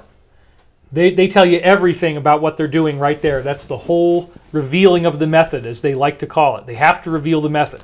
I see. I mean, it just makes so much sense. Yep. Now let's go back to Skolnick and what he has to say about this weird thing. Originally published in 1976 by Random House Incorporated, the last 80 pages or so of the book give the details of the Samuel Tilden Rutherford B. Hayes election struggle of 1876. This was an extremely close election, where one candidate got a plurality of the national popular vote, and the other got the majority electoral college vote, which is exactly what happened in 2000. Gore won the popular vote and lost the electoral vote in the Supreme Court. Conspiracy theorists assert that the year 2000 election seems to use the book 1876 as a nearly exact blueprint for how the nation could be divided up.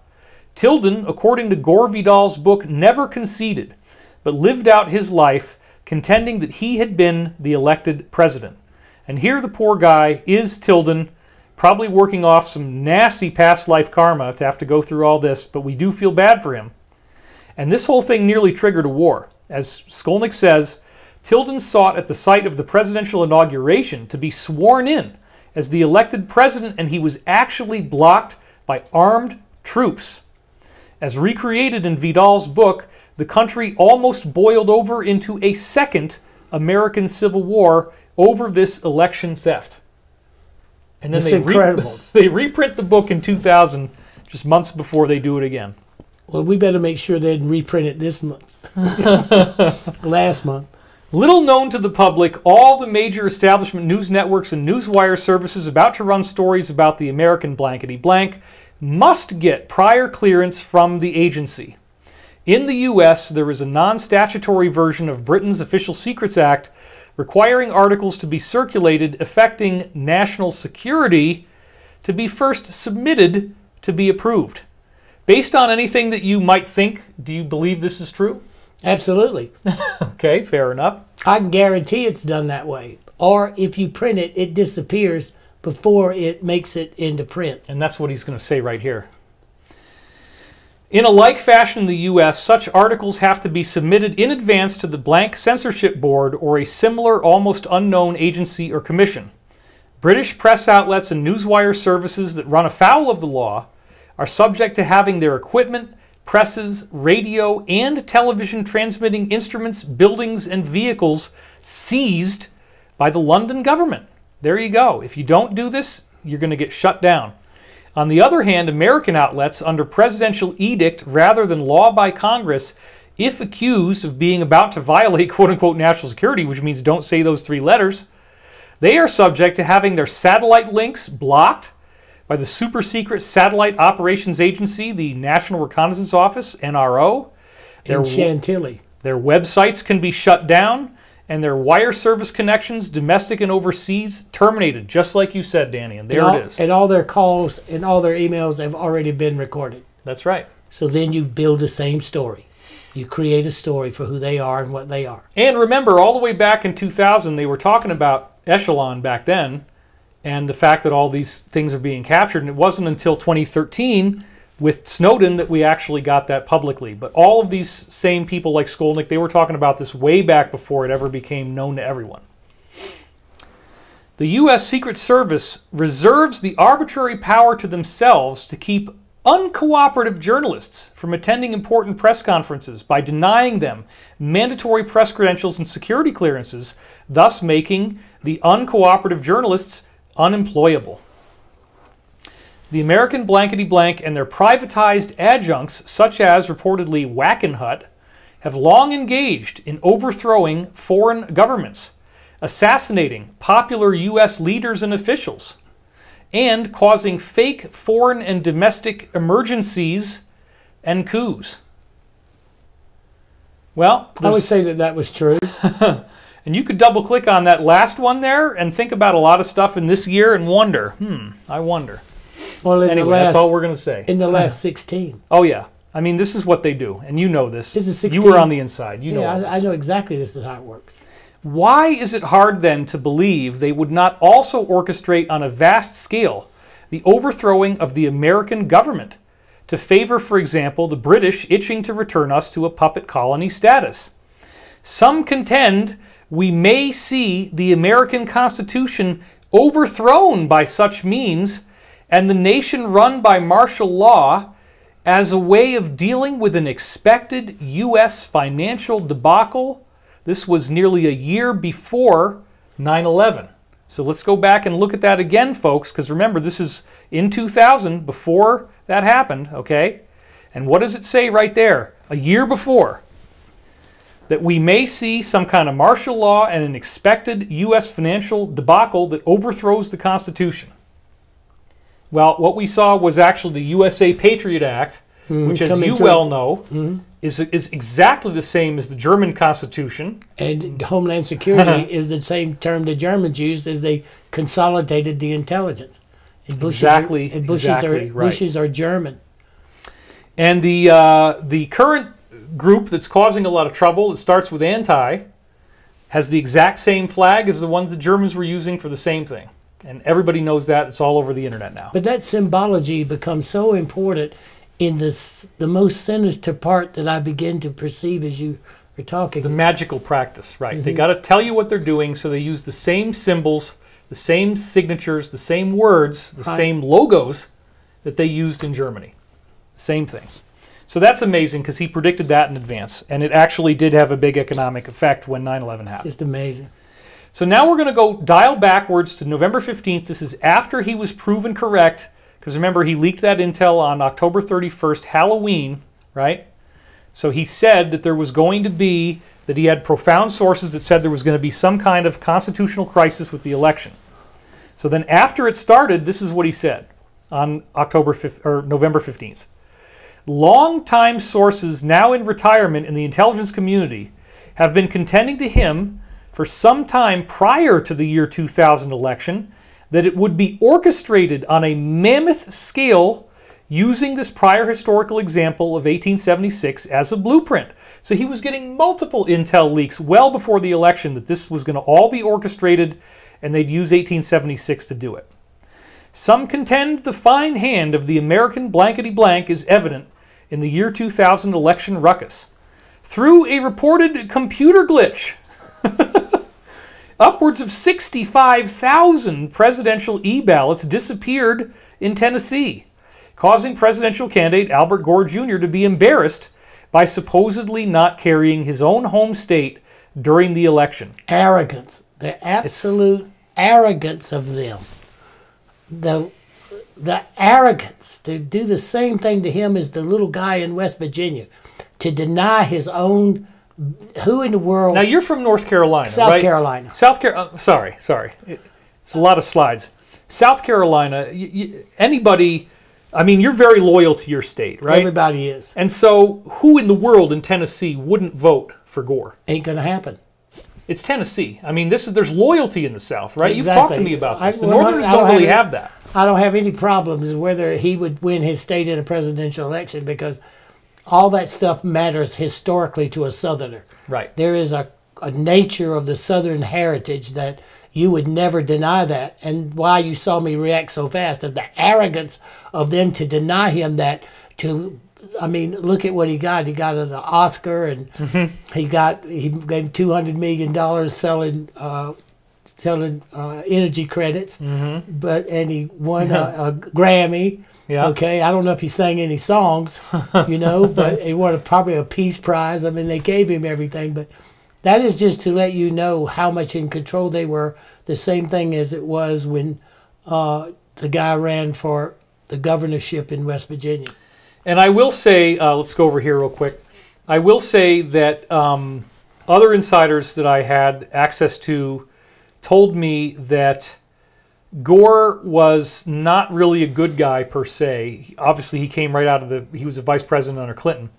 It's just a difference in strategy of how to handle things. So Gore, according to my sources, Gore represented the British Rothschild side, where their goal was to actually kick the teeth in of the oil cartel and use more of the financial industry, control the world with financial and banking. Okay, banking is British, oil is American, right? So the British side had Gore. What does he do? He comes out with Inconvenient Truth, which, as you said, was an award-winning documentary. Gore was responsible for that. And they want to do these carbon credits and really try to kill the oil industry, whereas the New Green Deal, the Bush side, was the total oil dynasty, right? So it's the two dynasties fighting over, are we going to kill the oil industry or are we going to build up the oil industry? And of course, it's called the petrodollar, the reserve currency of the world. How do you crush a nation? You destroy the reserve currency of the world. You destroy it. How do you destroy it? You put oil, which is the petrodollar, you put it in dilemma. Right. So the British side could have been trying to hurt the U.S. because of their plan and what they were going to do the following year anyway. I don't think that they could have. I think you're describing it exactly the way it operates. Exactly. So they knew what they were going to do in 2001, which, if you look at the Bible, and there's another whole scholarship on this over here again, it is the 2001 September 11th is exactly 2,000 years to the date after the biblically correct birthday of Jesus, supposedly.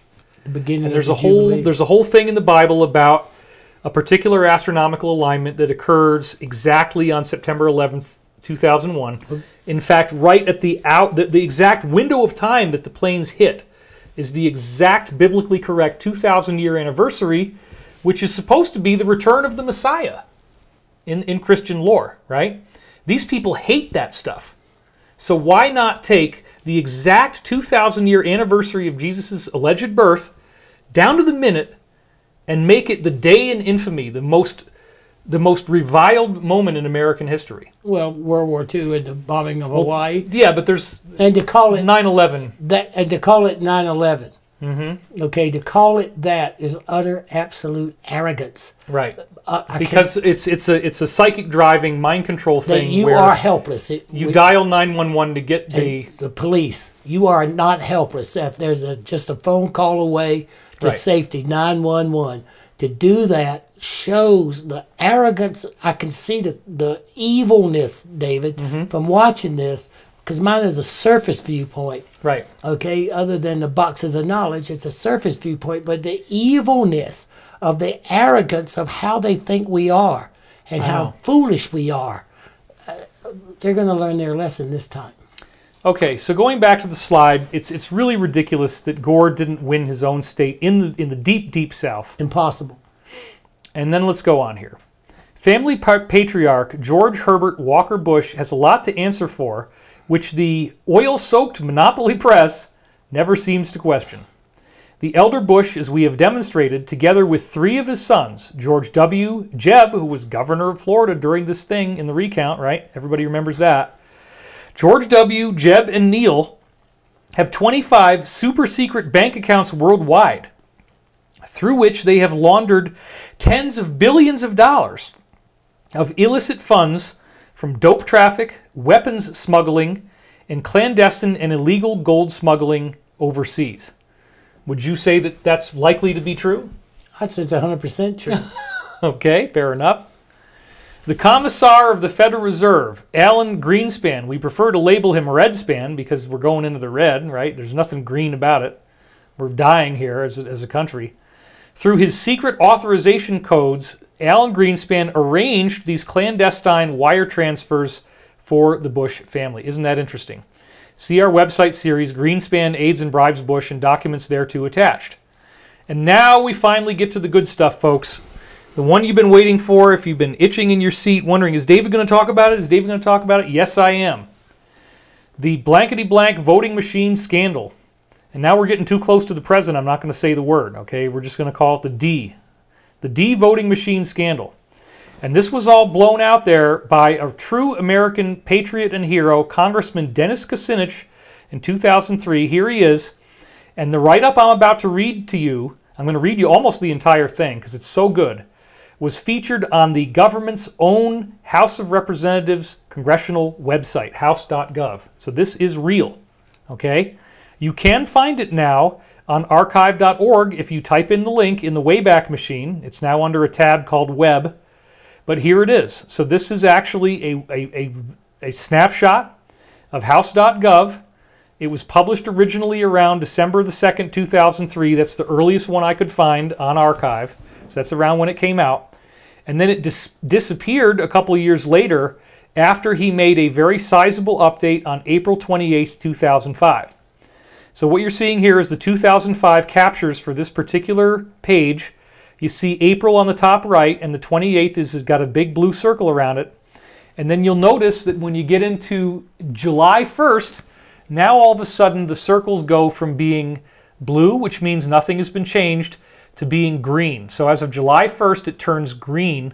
This is only, as you can see, barely 2 months after the final changes were applied, and it disappears and turns into what we call a 302 error.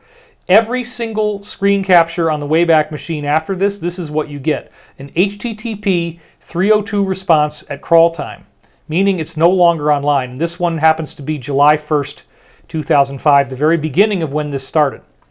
And this, if you type in the link right now today, it says the requested page could not be found, finding the page you want, and it's not there. So we're going to drag this out of the memory hole and give Kucinich his due in this historical moment we're in right now and read from the final deleted version of what he had to say. So here we go. Congressman Kucinich is seeking to ensure that voting is a right secured for all Americans. During the 2000s, there were numerous and serious problems at the voting bees in Florida and across the nation. Notice he says serious, numerous and serious. This is a big deal. Congress's response was to pass the Help America Vote Act in 2001, which they then ignored. This legislation was designed to improve voting machines and voting processes. However, implementation of the Help America Vote Act, along with its funding and assistance to states, is far behind schedule, of course. Additionally, a recent analysis of voting machine software shows that these programs suffer, again that word, serious internal flaws that threaten the security of votes cast on such machines. Surprise, surprise. And this is a headline in there, Privatized Voting, Private Interests. Under the Help America Vote Act, or HAVA, which again never went anywhere, the Election Assistance Commission is charged with establishing voluntary standards for voting machine software and creating an independent testing process for the software. However, this process is far behind schedule, and they never did anything. I was laughing because I know how true that is. Oh, yeah. It's ridiculous. Welcome to today. Without this federal review and testing of software, this is Kucinich on the House.gov website, deeply flawed software has been marketed by companies and bought by states. An analysis of an electronic voting system was recently authored by Tadayoshi Kono, Adam Stubblefield, Aviel Rubin, and Dan Wallach. An analysis of an electronic voting system, that's the name. This voting software, purchased by D, has already been purchased by 2 states. According to this study, some of the most serious of numerous flaws permit a person to, here we go, a person, or in this case a technician on the inside, could vote multiple times for the same candidate. That's illegal, of course. View ballots that were already cast on a machine. Go in there, take a look, take a peek, see how it's going. Modify your party affiliation on your ballot. They could change you from Republican to Democrat. Cause your vote to be miscounted, which means it never gets counted, or it gets counted as the opposite side. Create, delete, and modify the votes on a machine. And tamper with the audit logs and election results. In other words, he says elsewhere, they can go in, they can see how many votes have been cast, they can change them, and then they can erase the record of ever having gone in there and done anything. Doesn't that sound a little bit familiar? Doesn't that sound a little bit like Smartmatic and Dominion and all this crap that's going on right the heck now, which we're not even really going to talk about too much because there's so much evidence it's coming in by the truckload. Day after day, week after week now, you're going to see this thing exploding. This is not going to go away, and it is the salvation of planet Earth, in my opinion. Sorry, touching the mic. This is going to save our butt. This is what we needed, and I'm so glad that finally all of this dark, dirty stuff that's been going on the whole time that nobody cared about, they tried to pass laws, they get ditched. Finally, we're dealing with this thing. Finally. It's happening. I agree. And just watching what you're saying, and when you look at international, how this system is present today, our votes are being counted in Germany or Spain. So we heard, yes, there was a server in Germany. Yep. So we heard that the Merkel votes, was in on it, most likely. Well, I don't know that. I don't know that. I'm not going to say that. But if you have a company that is Serbian programmers, and there is our votes are being tabulated in a foreign country. Well, and remember, I mean, this gets into material that let's go over here. This gets into material that we're not actually. I don't have slides for them because it is so common and heard right now. But if you watch like Sidney Powell, Rudy Giuliani, the people who are on the front lines right now, I highly recommend dig up everything you can on both of them. Watch every video, even if you don't like the network they're on. Just watch the stuff. Please watch what they're saying, as many as you can. Because what we find out is that this software was invented in Venezuela by the Cubans in order to make sure that Chavez keeps winning. And then when they saw how well it worked, they bought the system and they installed it right here in the good old US of A. Isn't that something? And it's true. And history repeats itself yet again.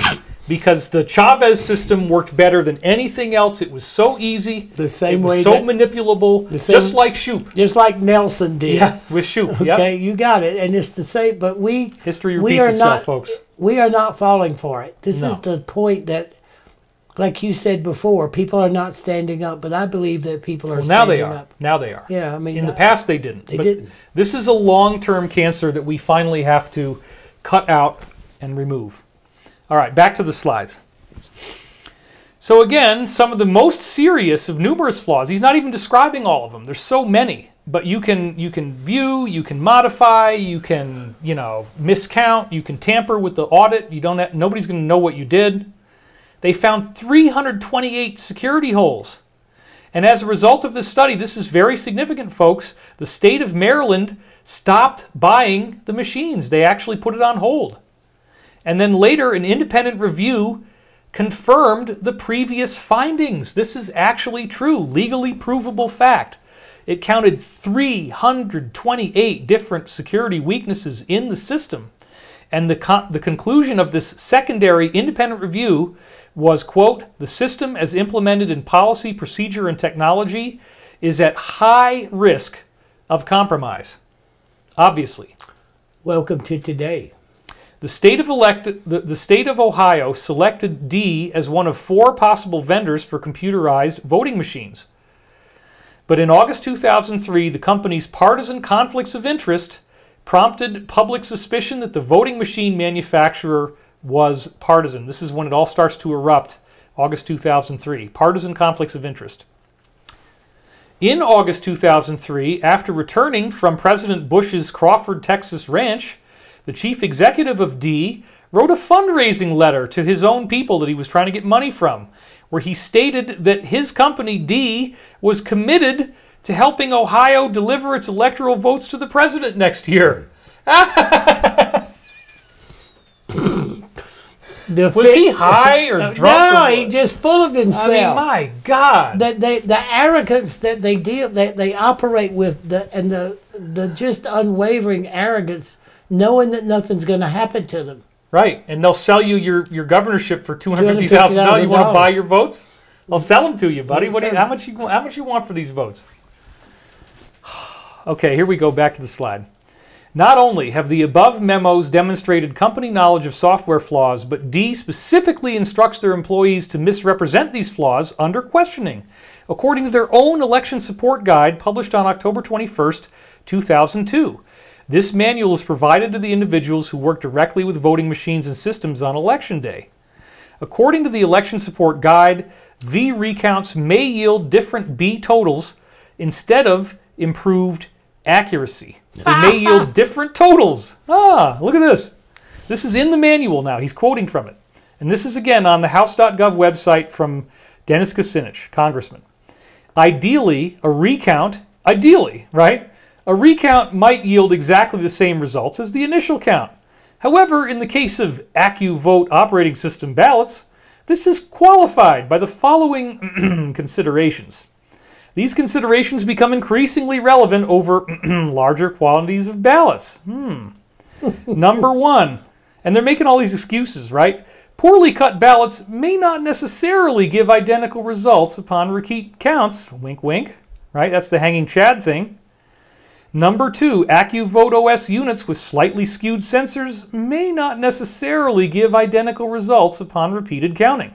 They're telling you what to say when they get caught, folks. That's what this is. Exactly. Number 3, refeeding AccuVote OS ballots may smear voting marks across the ballot as well as leave traces of the roller on the ballot, which may not necessarily give identical results upon repeat counts. They tell you exactly how they're going to do it. Irrespectively, we must always promote that our voting systems are consistent and accurate. Page 34, even though they know that it's not. They're telling their own people over here, they're telling their own people to lie. We must represent the consistency and accuracy of our results, even though there's these things that could go wrong. So if we get caught, please use these excuses, everybody. That's what he's saying. It's crazy. And then look at this. It goes on from here. Back to the slide. The election support guide instructs employees to deceive customs agents about the fact that they will be working on an election. U.S. Customs. In other words, you come in from a foreign country, you say, yeah, I want to vote. I'm going to the election. So you'd be a software person. Or right. Provide a terse explanation of what your job is as well as the business the company you work for is in. Under no circumstances should you indicate that you intend on working in the United States. Well, that's fraud. 100%. They know what you're going to do. And then this is really funny. Look at this one. D employees are instructed to provide as little communication as possible. Section 3.2. You will generally be promote your ignorance.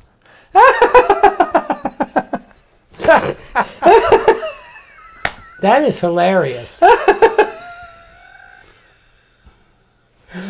You're generally going to be considered a paragon of knowledge on the election, but don't promote your ignorance. Don't let them know that you don't really know crap. Okay? In case of doubt, call a designated contact who may be more knowledgeable than you. So ridiculous. Let's go back again. Do not offer, that's actually how it was written, do not offer damaging opinions of our systems, even when their failings become obvious. In other words, always say that it works. And these are what they're telling their own people right on page 10. Even if you didn't make it that far through the manual, you probably made it to page 10. And that's enough, okay? D's ballot, this is back to Kucinich now. Remember, this is on the government's own Congress website.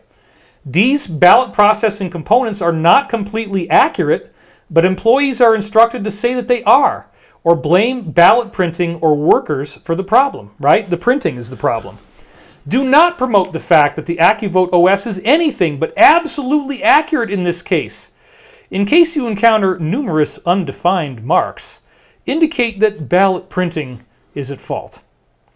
So once again, it's so obvious here. The following two cases are the worst case scenarios when using the AccuVote OS. This is in the manual. Be very diplomatic in both cases, offering the minimum amount of information necessary to officials, like election monitors. If the counter did not increment when the ballot was processed, right? So here's the deal, okay? If you're there and you're running this ballot through the machine, Right. and you're saying that it's a vote for Gore, and then it shows up as a vote for Bush, that's what could happen to you, right? They're preparing you for how to handle this, okay? Let's go back and read this. If the counter did not increment when they run the ballot through, well, possibly those workers were not very observant while they were using the AccuVote OS. They're stupid people, you know. They didn't know what they were doing. They weren't paying close attention. They didn't really watch anything. Oh my God. Otherwise, indicate that you are not able to provide an appropriate real time. Just say, well, you weren't looking at it right. Or if that doesn't work, oh, you just weren't looking. Well, I got to talk to my superiors. I don't know. The system is fine. Nothing ever happens like this. Don't worry about it. Back to this slide again. Unfortunately, again, this is Kucinich. Instead of working to improve voting machine accuracy and security, this document shows that D has attempted to cover up voting machine failings with secrecy and false statements. Congressman Kucinich demands that these flaws should never be tolerated. Correct. These findings of software flaws have been confirmed in internal memos from D employees, which he has on that website, which is now down. D has harassed internet service providers with legal action if they dare to post links to these incriminating memos. Doesn't that sound familiar, folks? Internet takedowns, right? Same thing back in 2000. Transparency and public oversight are essential in the development of V machines. Of course they are. From conversations between employees at D, including upper management, it is evident that they knew of insecure programs and that they knew they were making insecure changes to these programs. In other words, that they could use it to steal. Among these activities, employees did the following, okay, and this is a list. Permitted easy access to vote audit logs without requiring so much as a password. Anyone could access the tabulation of votes and change their contents. And this is in a memo from Neil Finber to Ken Clark, and Ken Clark's response, government-supported evidence existed within the software. This was in a memo from Ken Clark. So once again, no password, anybody can change the contents, anybody can change it, and they sold it while knowing that the problems existed. They knew that the problems were there. They changed the software by sending uncertified patches and upgrades to their customers against their will, along with possible bugs. So they knew they were altering the machines even though they weren't supposed to. And this again, legal proof, memo from Ken Clark. They were written plan, little to no time for testing, and minimal resources. So they're basically lying to you and taking the money and doing something that they can't actually do. No, they're achieving the goal. Well, yeah, the goal is to steal. Everything is to steal elections, and all that other stuff is just minor problems. That's true. Okay. How do you cover the minor It problems? also seems to be an accepted practice to exaggerate our progress and functionality to our customers and ourselves, and then make excuses at delivery time when these products and services do not meet expectations. And this again is D has been using coercive legal claims, this is still Kucinich talking, to intimidate internet service providers and even universities to shut down their websites with links to these memos and remove the content of the memos, which proves something that's very relevant right now. Under copyright laws, however, universities are D has intimidated numerous internet service providers in order to comply with its request. Well, that is evil. And doesn't this sound familiar? But instead of just shaking down some ISPs, how about every person on the entire internet? Now, you literally cannot talk about this stuff. And no matter you cannot. You're going to lose your Twitter. You're going to lose your YouTube, Facebook. Representative Kucinich going on the record saying that these machines, that you had backdoor access, you didn't need a password, you could see how many votes there were, you could change them however you want, and nobody's ever going to know anything. And you're updating the software into these districts without them knowing that you did it, to make sure that even if they had corrected your software, at the last minute you pop in the update and make sure it's going to work. Exactly what just happened. It looks like what happened just now. And they haven't proven it yet, but they're getting ready to. But David, you're discussing it, and you're given a historical nature from the 30s to the day that's so good for us to look at this history, look at this proof, and then look at today. This is clarifying, helping people to be able to better look at what's going on today instead of the madness that we're being told. And I also want to point out that you shouldn't be hung up on the D name, the name that they keep upgrading it and changing how it works. We did also hear, Dannion, that in 2016 they had this system in place and they expected that Hillary would do it, but the alliance actually at the last minute countered this with the help of certain agencies that are the good guys in this case, stopped that hacking from taking place so that it was only legal, legit votes in 2016. That's the only reason why we had that landslide. So now they've had to change the machines because apparently the D machines, they figured out some patch that could eliminate that from being done.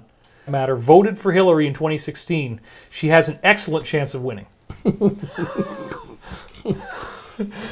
And I agree. I am not arguing that because look, the cunningness of how the two factions, what is amazing watching them, we are not as important to the overall viewpoint as the factions seeking to control. That's right. Okay, so now as we take a stand or put this stuff out, we become a part of their scenario. That's right. So do you think it's true about the real-time observation of this on election night? Absolutely. You know, isn't it strange that they just kind of got tired of counting? Let's just, we're so tired. Let's just stop counting. Because it's so depressing that Trump is about to win. So let's just stop counting. And then everybody goes to bed, and you wake up in the morning, and everything's flipped over. And it's statistically impossible. You have these ballots that have nothing on them except one vote for Joe. That's it. Nothing else. You have because you had to do so many. Massive abnormalities, right? He's supposedly the winningest guy in American history. Nobody's ever gotten that many votes. But Obama in 2008 had gigantic turnouts on the National Mall. Gigantic crowds during his campaigning. You mean to tell me that Joe did better than that by a massive amount? It's an insult to the intelligence. There are probably millions of people. It's probably safe to say that there are millions of people who have been so destroyed by this 5-year psychological operation where you are being tormented by the media. You get nothing but hate for one person. It's all you ever hear. There's no other stories. There's no other content. There's no other stuff going on. Impeachment hearings, Mueller, all this stuff, and nothing ever happens. So people are dying from this, and they just don't want to hear anything negative anymore.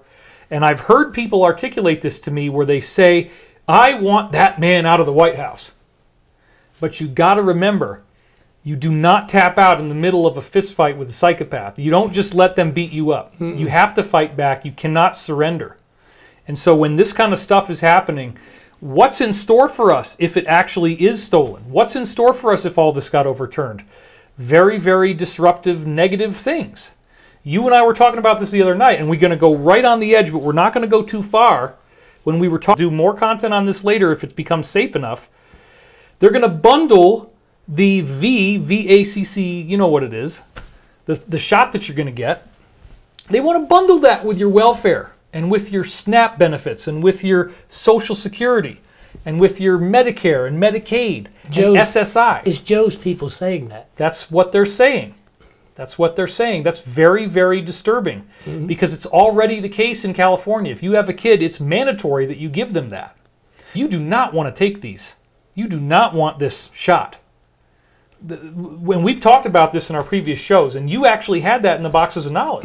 The whole, this is chapter 5, box 12. That's right. Everything, when I saw it in 1975, it's struck by lightning. You had a near-death experience, for those who don't know, and you came back to tell the tale 25 years ago. I described a series of events that were probable possibilities of what would occur. Right. Okay, and so this one, I described the vaccine and to control life and to depopulate, but shut you off from a deeper connection to yourself. I've always struggled, David, with understanding the relationship between you and the divine. Right. Okay, to be able to block that it would be the greatest control of a cult or a religion. Right. That it now begins to make true sense to me what they're up to, because I never bought into the evilness of all of that stuff. I look at the politics, but as I listen and I watch, it becomes so apparent that there is a deeper spiritual control at stake right now today that we have to add to the mix of the soul of America was a stake on the side of Joe's truck. It makes you really stop everybody and realize that I've always said that the battles for the souls of humankind would be fought in healthcare. And you've heard him say that many times. And we are there. And then Joe Biden, let's go over to this camera real quick. Joe Biden's own campaign van, as you told me, now says the battle for the souls of America, which is almost exactly, they don't even have original ideas. They got to steal your ideas. Well, that's your IP. You ought to be and trying to get some money out of this. And affordable health care is in the Supreme Court. And the opt-in health care program, where the same thing is being pushed by Kamala. Yep. The same thing's being pushed. When you look at the story, these things that I saw from the near-death experience, I never saw them as prophecy, David. I thought it was markers that I had to meet to be able to achieve what I think I'm sent back for. Right. But it is amazing that the divine nature of us is not seeing as deep into what is happening as we should be. Absolutely. So I just so much appreciate what you're doing, because it's creating that opportunity for even for me, who knows so much of the reality of this, but to see a historical nature that they've been getting away with and perfecting to control and manipulate us. And for what it's worth, beginning originally in 2009, I had an insider that you can read about in my book, The Ascension Mysteries, called Jacob. And he was working actually with the Roth family directly, so he said, and I believed him because he showed me incontrovertible proof in a variety of ways of that, including pages and pages and pages and pages of bank accounts, all kinds of really weird stuff, blueprints of underground facilities that would have taken millions of dollars to draw, much, much bigger underground facility than anything that is known to exist. Dumps. And all the blueprints. And he was showing it to me so fast, it's like, wow, wow, wow, wow. So in the midst of all that, he did say back in 2000, an injectable, ready at that time, that had nanite robots in it, and that once you take this, you begin a transformation into a cyborg. Now, this is what he actually said. This was the agenda. This is what he told me. Transhumanism, and it's what the head of the World Economic Forum, Klaus, is saying. I know. He's quoting that. And Jacob also told me that would affect the financial system. And he told me this in 2010. It's crazy, because what he then says is that once you have this thing, If you resist the control, if you resist the tyranny, at any moment they can give you an electrical shock and bring you to your knees, vomiting, puking, crapping yourself. Or use 80 gigahertz or higher. Right. You know, G5, G6. I mean, well, we're not going to go into that either. We're not going to... Let's not do that, because that's somebody else we know got taken down just for that. Well, okay? I didn't really say that. No, you didn't. Okay, good enough. We're almost done, and I want to respect the time, so we're just about out of slides here, which is great. I didn't want to have this last more than 3 hours, and we're going to make it. So the data about the security of its V machines, and number 2, expanding corporate control over our most free medium of expression, the internet. Yeah, that's twofold damage. It's happening right now in a much, much greater extreme. But this was in 2003, folks, 17 years ago. Congressman Kucinich is working to address these problems by providing some of D's internal memos on this site to increase public access, and remember, they were threatening people to take them down and forcing them to take it down, drafting legislation to address software security problems, which never actually made it into law and got used, and working to investigate D's legal abuses. Congressman, it's still going on, this is new. Congressman Kucinich is working with his congressional colleagues to draft legislation that would create an open source design process for voting machine software. Perfect! This process would ensure full public oversight and transparency, as well as to establish the most secure voting software for citizens to cast their votes. Why the hell didn't we do that? Why didn't we do that? Why didn't we make open source voting software that everybody can look at it, everybody can audit it? Maybe we use blockchain. Every vote has a unique digital signature. Yeah, sure. You cannot duplicate it. Everybody can audit it for themselves. You could count the entire vote thing at home on the blockchain. Nobody could ever rip it off. Nobody could ever steal again. Well, I can tell you why we didn't do it. Because people did his Kucinich now. I know he's retired and all of that, but this is his time to bring this stuff forward to the presidency. And if he's not doing it, I'm thankful that you're doing it. Well, thank you, Danny. Come on, look. People need this stuff, David, and they need to be able to trust the process by which you come to the conclusion. Let me also say this. We'll go back here again. If you are still worried about this thing, if lockdowns continued through 2021, 22, 23, like they were saying, the woman who said this at the beginning of the second debate, oh yeah, we're anticipating lockdowns 2021, 2022, right at the beginning. Even if that's true, okay, all that you'd have to do is create a blockchain method where once you go online, certify your identity through a government-approved portal, now you have a unique digital signature, you could vote at home on your phone. But you have your blockchain signature, it becomes easier to vote, but more difficult in terms of the voter registration. You port that over.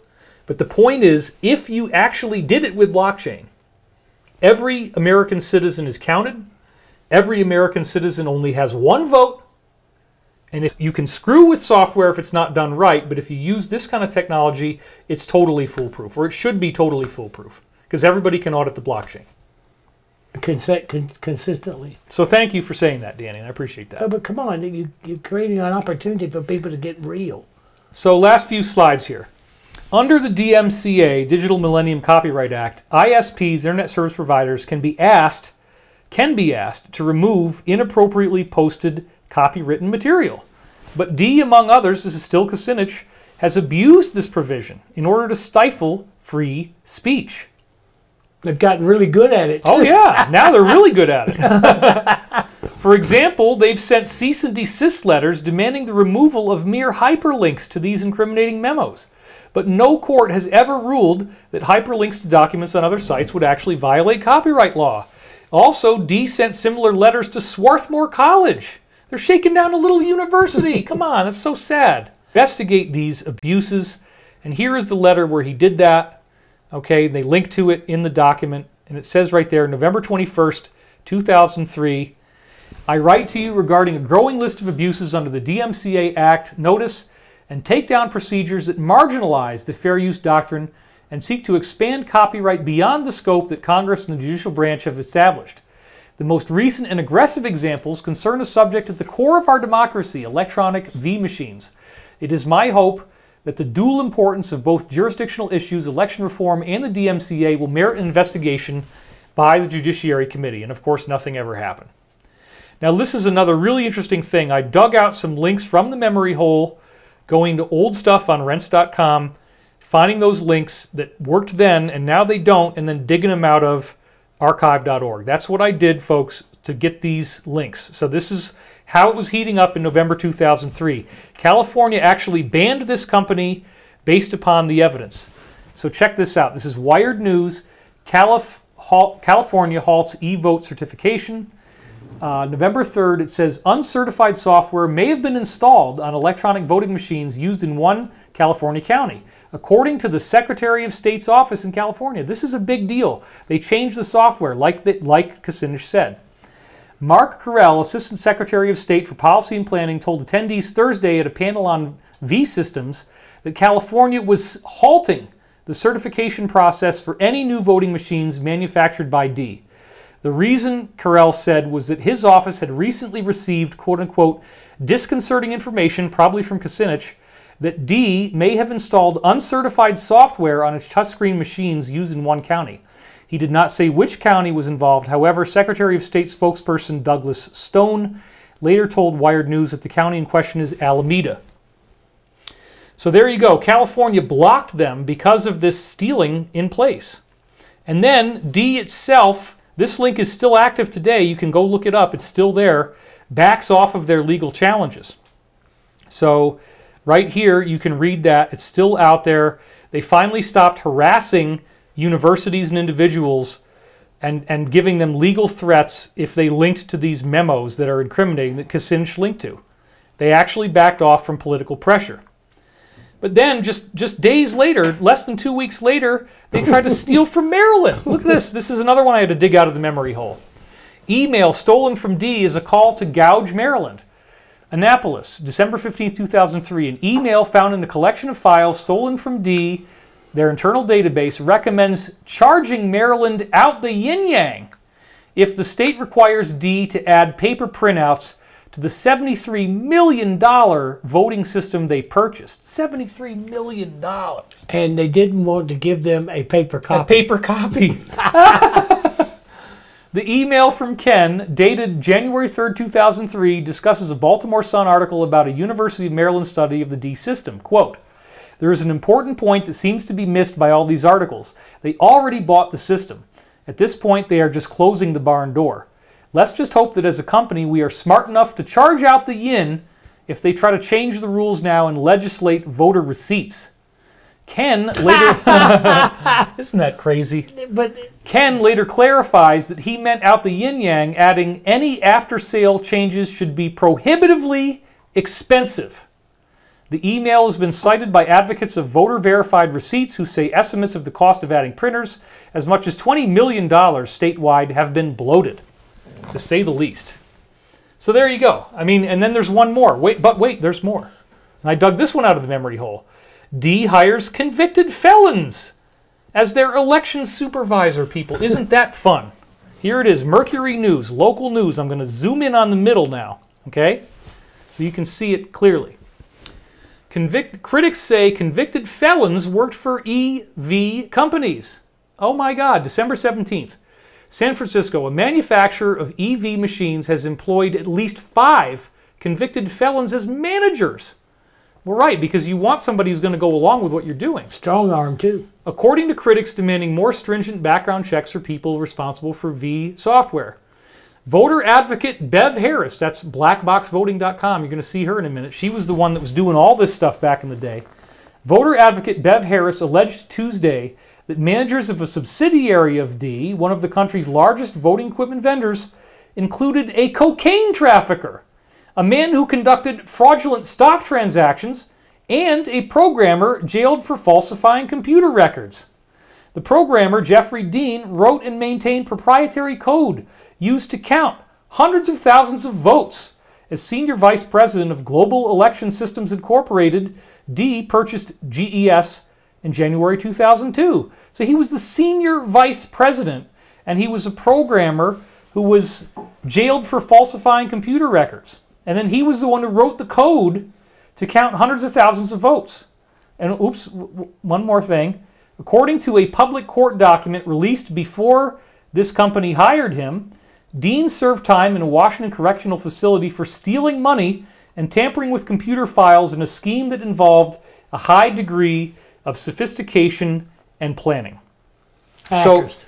So once again, remember now we've got Peter Beater, who is got this guy who comes up to him and cries, Apologize. and says, "I'm so sorry that I was part of the Lever brothers, and we go around flipping all the levers, make sure whoever needs to lose is going to lose. Why did you do it? I did it for the money." And Peter forgives him and says, "I understand what it's like to be that poor. I don't blame you. You are forgiven." And the testimony in the late 1960s, early 1970s, where they showed you how they did it in court. Why wouldn't you hire convicted felons to be the people doing this? Of course you would, right? They're going to take the money. You're going to expunge their record, get them off of everything else they might do, or kill them if they don't. And it's the same organization. Who is the president in 2003? It was Bush. That's right. So here's Bev Harris, blackboxvoting.com, going back to the slide. Here she is on CNBC, and here she is on CNN with Lou Dobbs. And so, Lou, I really recommend you talk to Bev again, bring her up again. It was blackboxvoting.com. You can go online and look at it in the archive Wayback Machine, which I highly recommend doing, because all of these hidden secrets are now being exposed. And my belief, and I know, Danny, and this is your belief as well, the universe must have karma be delivered. Agreed. There has to be, folks, there has to be a sequence of events that takes place that exposes this. And I was very upset and concerned when I woke up after the election and saw that this had happened, as I'm sure many people were. You said 71 million people voted for the current president. And that undoubtedly is real. That they did not tamper. They didn't use any of this stuff. They didn't need to, because it was a landslide if this hadn't have been done. It's the same people. They changed the names. They changed the software a little bit, but it's the same freaking And that's what's plan. so important. The conspiracy to maneuver us into the areas that they're maneuvering Back us. to him. The conspiracy to maneuver us is become so obvious when you just use one letter, the D, and it's the same people. I know. It's the same control. It's the same business, and it's offshore, and it's being controlled and manipulated in foreign countries. When you look at how the system is operating, but like you said, there is a deeper, more sinister event to this, and more sinister that we better look at from a religious and a spiritual point of view, Right. as much as we're looking at it from the deception and manipulation of our Constitution and us and American freedoms. Let me say this again, back over to here. Even if you absolutely cannot stand the current person in office, okay? This is so crazy. This has been going on for so long, since the dawn of electronic machines or mechanical devices for voting, okay? So it's slot machines. I think we've proven a very, very compelling case here, because what we've got is we got Rockefeller finding out that there was a better machine to steal with, and then he bought it. He bought the company for $20 a share when it was only worth like $4 or $5. He takes the machines, they dump all the old machines in New York State. As soon as New York State got machine voting, that's when Rockefeller goes in. He's in there for 14 years. 14 years, and he buys the company that's going to do the best job. Then you have the Louisiana court case, as explained by Peter, where they actually had people in court demonstrating how this was done. Peter himself runs for governor of West Virginia. His votes get stolen from him unless he was willing to pay $250,000, which he wasn't. Not one mechanical vote went for him because the machine was rigged to make his votes go for the other guy. Okay? So we talked about that whole thing, that this plan was very well orchestrated, that they knew about it all the way back then. They were doing this back then. Then we fast forwarded ahead to Sherman Skolnick to the year 2000, in which the exact same thing happens. The most bizarre, of course, again, to remind you that Skolnick said on Halloween night in October that that he had profound sources, high-level sources that told him there was going to be a constitutional election crisis. And he had it almost a week before it actually, 4 days, whatever it was, before it actually happened. That blew me away. And then he said, yeah, they're doing it because they want to try to steer Rockefeller into office. That didn't happen.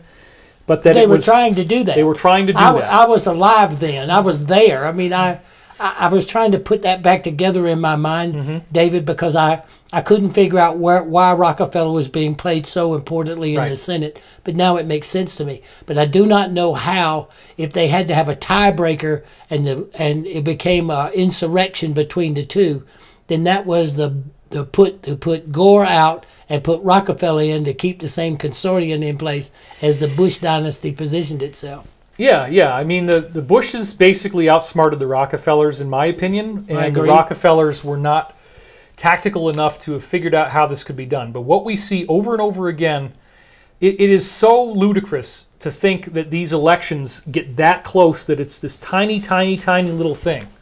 What they're doing is they're topping it off. It's like you top off your gas tank.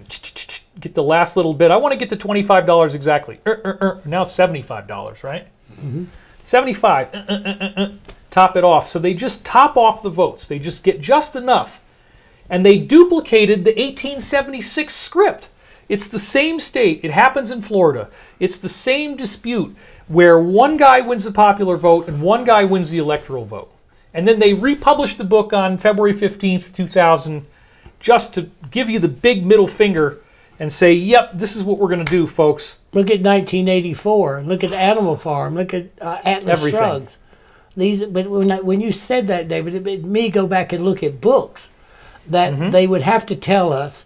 They would have to tell us what they were going to do. And our mind runs through all these books that literally lay out where we are and what we're doing and how long ago they had laid these books out to tell us. They've gotten really good at this. And so not only do we have Skolnick talking about this intel, we also have Kucinich talking about it in 2003, just a couple of years later, basically confirming everything Skolnick was saying on the House.gov website, the official congressional website. Says, yeah, this voting system is terrible. They can go in, they can read what the votes are, they can change them. They can erase the records. We got witnesses. And then you find out, yeah, guess what? They're trying to shake down the state of Maryland. California says, we don't want these machines. You changed the software on us, unauthorized. And then also, it goes on and on and on, folks. This congressional rematch, where it's down to just a few votes and they're counting chads, it's ridiculous. It was all a scam. It was just a fight between two wealthy and powerful entities that had slightly different agendas. But the one thing they always agree on, and I'm sure you'll agree with me on this, even if they fight to the death with each other, both sides absolutely must keep the secrecy of what they're up to. They will never reveal the secrecy, but they will fight to the death. That has all changed since 2016. In our opinion, my opinion, your opinion, many other people's opinion, you have 71 million. Well, yeah. There's this letter of the alphabet that we've talked about a bunch of times, and now you can't even talk about it at all.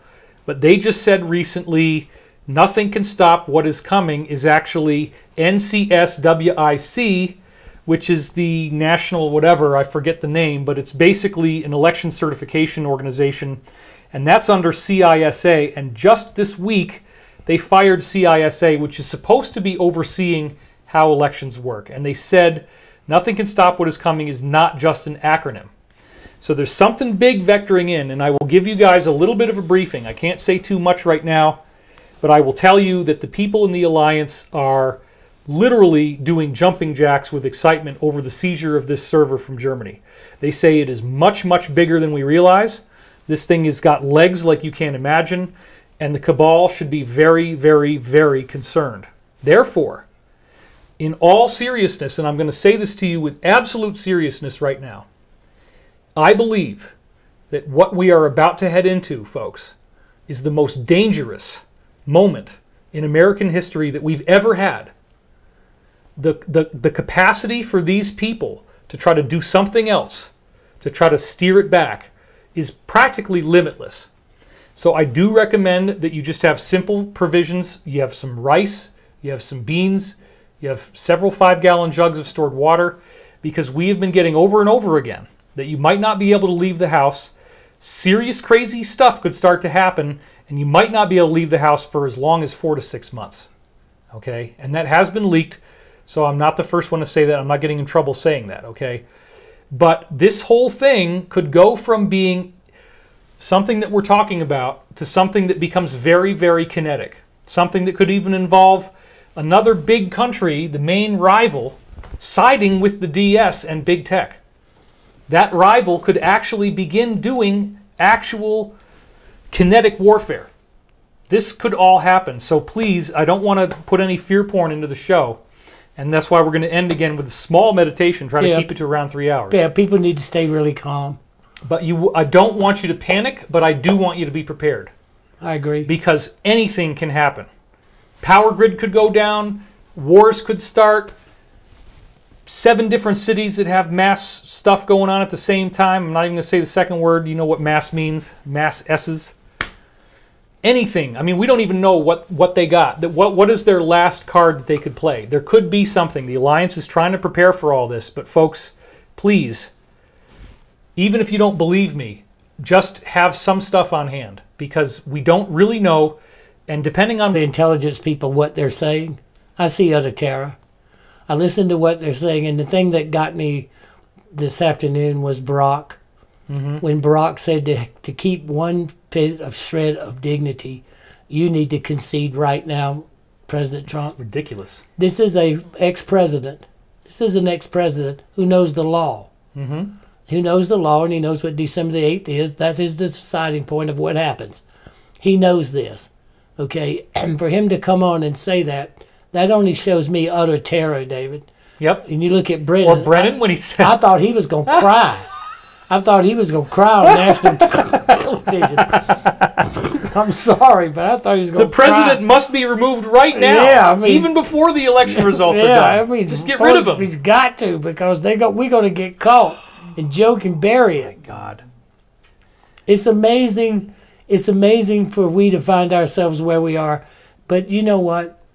I have this faith in the divine nature of righteousness, and that there are forces that, like you said, the karma of what we've lived with, I think, since 1871 is now, and now the voting machine story, it's so obvious that this is a time to cleanse our country. It must, the karma must be paid back. These people must be held accountable.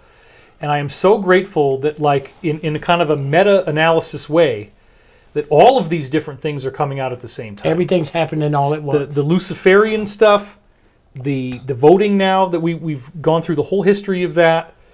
The symbolism has become so obvious. They've done it so many times in Super Bowl halftime shows, Grammy Awards, Olympic opening and closing ceremonies, and all these movies, all these music videos.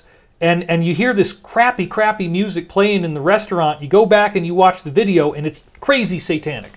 And over again, I've done this. And then you got this girl who, you know, let's talk again real quick, as I've done in many other videos, about the Grammys in this year 2020. And you got the girl who sweeps the entire award ceremony, and it was totally rigged. The woman who was running the thing resigned, right? Everybody said that. And she wins like something like 19 Grammys. It was even more than Christopher Cross for an actually really good album that he won, you know, but... And then when she comes out, she's got the mask on. She's got the mask on that nobody knew about at that point. Nobody thought we'd have to wear these. She comes out with the mask on. She wins all these Grammys, and you go back and look at her videos, and she's got black eyes and big bat wings and black stuff hanging off of her. They're very, very disturbing.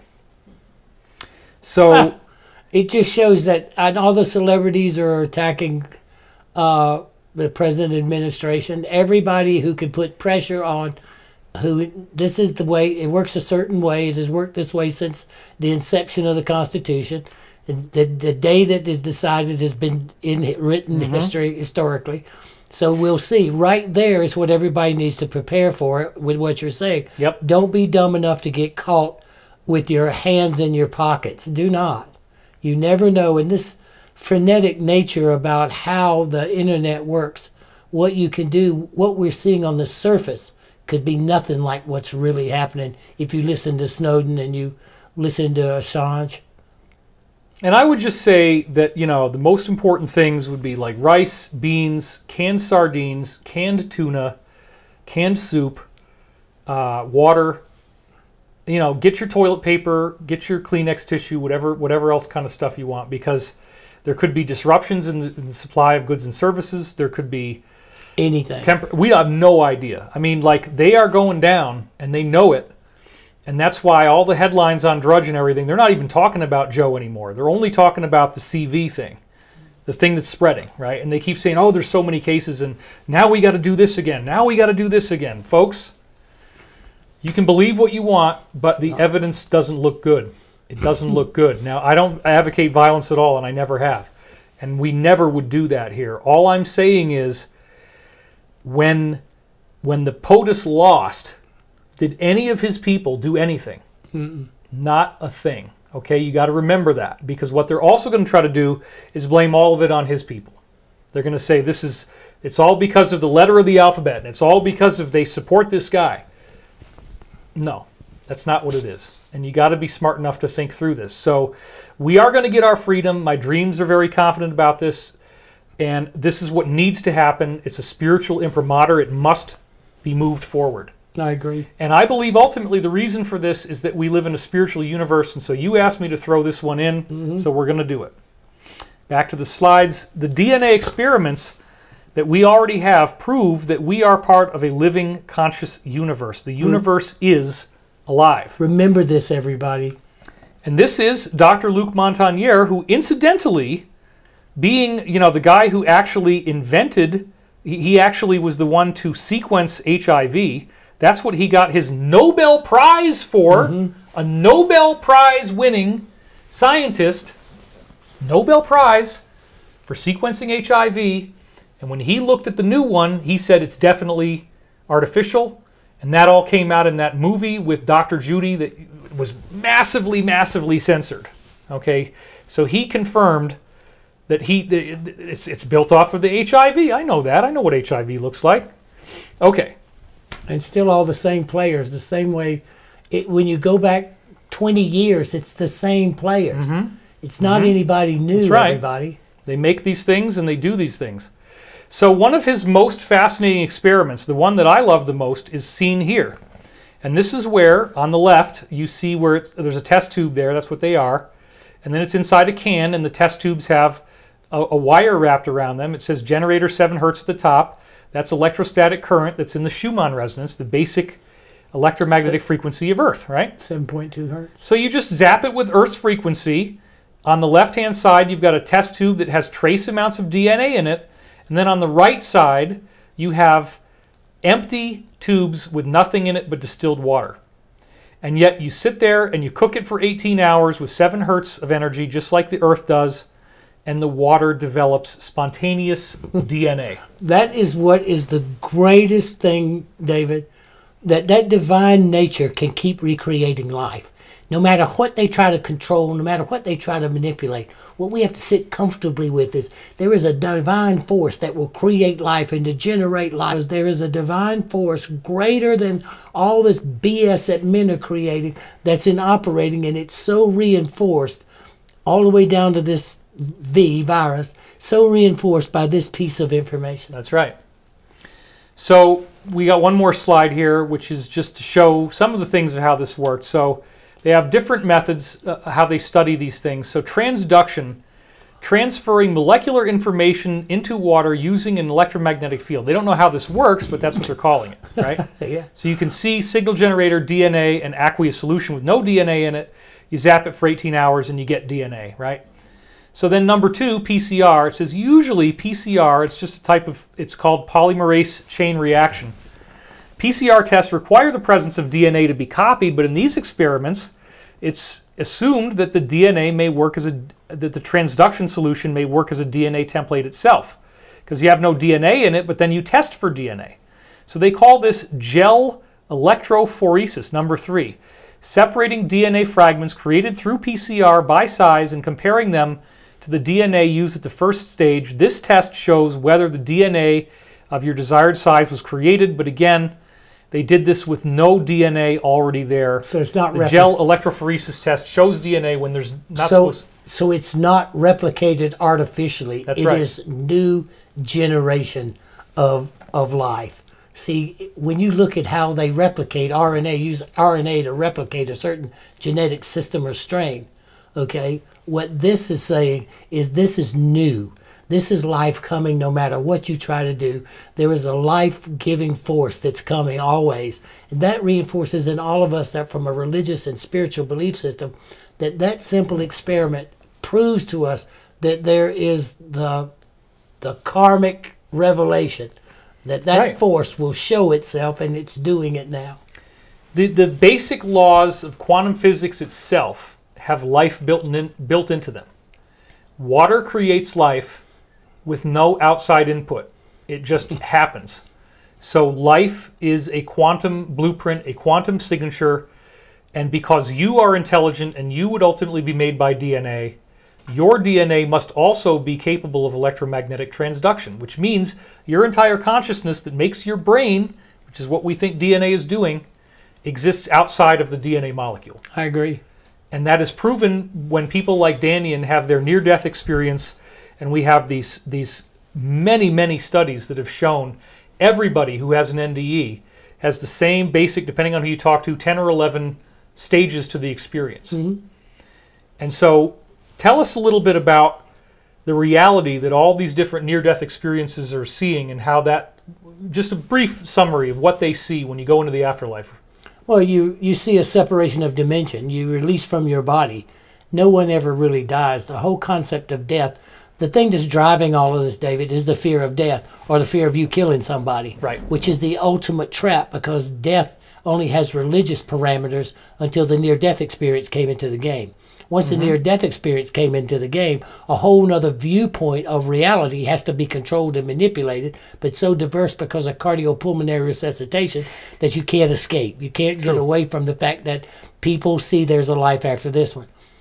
I think that a part of what is so important about now is to lose that fear and take on the strength of what's right to defend our rights and what made us a great nation, and to keep us from becoming like a controlled bunch of transhuman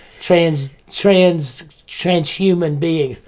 Right? The goal is to make us bionically, electronically, and emotionally connected to the system of what the new agenda is. And then you're born a slave and you die a slave, and there's no hope of any other thing happening. That's it. And you do exactly what you're told, and they can get rid of you at the time that you choose. But watch, the probably 25 to 50 million people who've had this experience come back and say there is a series of that you go through, a life review, and everybody doesn't come from the same place, and how you make that transition is, mine was tunnels and then meadows, or something that shows that there is a barrier between you and that place, but it's a sense of relief.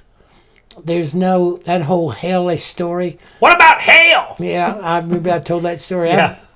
I had a lady say, well, Dannion, you never mentioned where you talk about hell. I said, well, like we said in the program, I said, look, they didn't bring it up, and I damn sure didn't bring it up. So anybody wants to know about hell, the first thing they need to do is, as soon as they get down the tunnel and they meet that being of light that meets you, the first thing you say is, where's hell? Where's hell?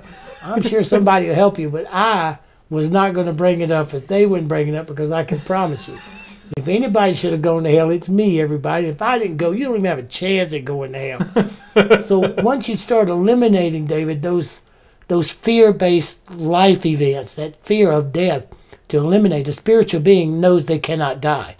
And if you don't pull from your spiritual self as you look at this controlled propaganda that we're dealing with and living in right now, we're going to miss what we're supposed to truly see. I've learned this through these programs with you and getting around and watching how much work you put to bring this forward. We have to go deeper. It's something bigger than politics.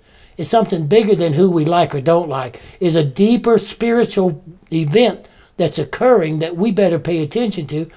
And the thing I think is most important is you were telling people to prepare. Hey, everybody, you better stop and start taking care of yourself. You better look at the patterns and the habits that you have, and knowing that the world's going to change. Whether you like it or not, it's changing now before our very eyes.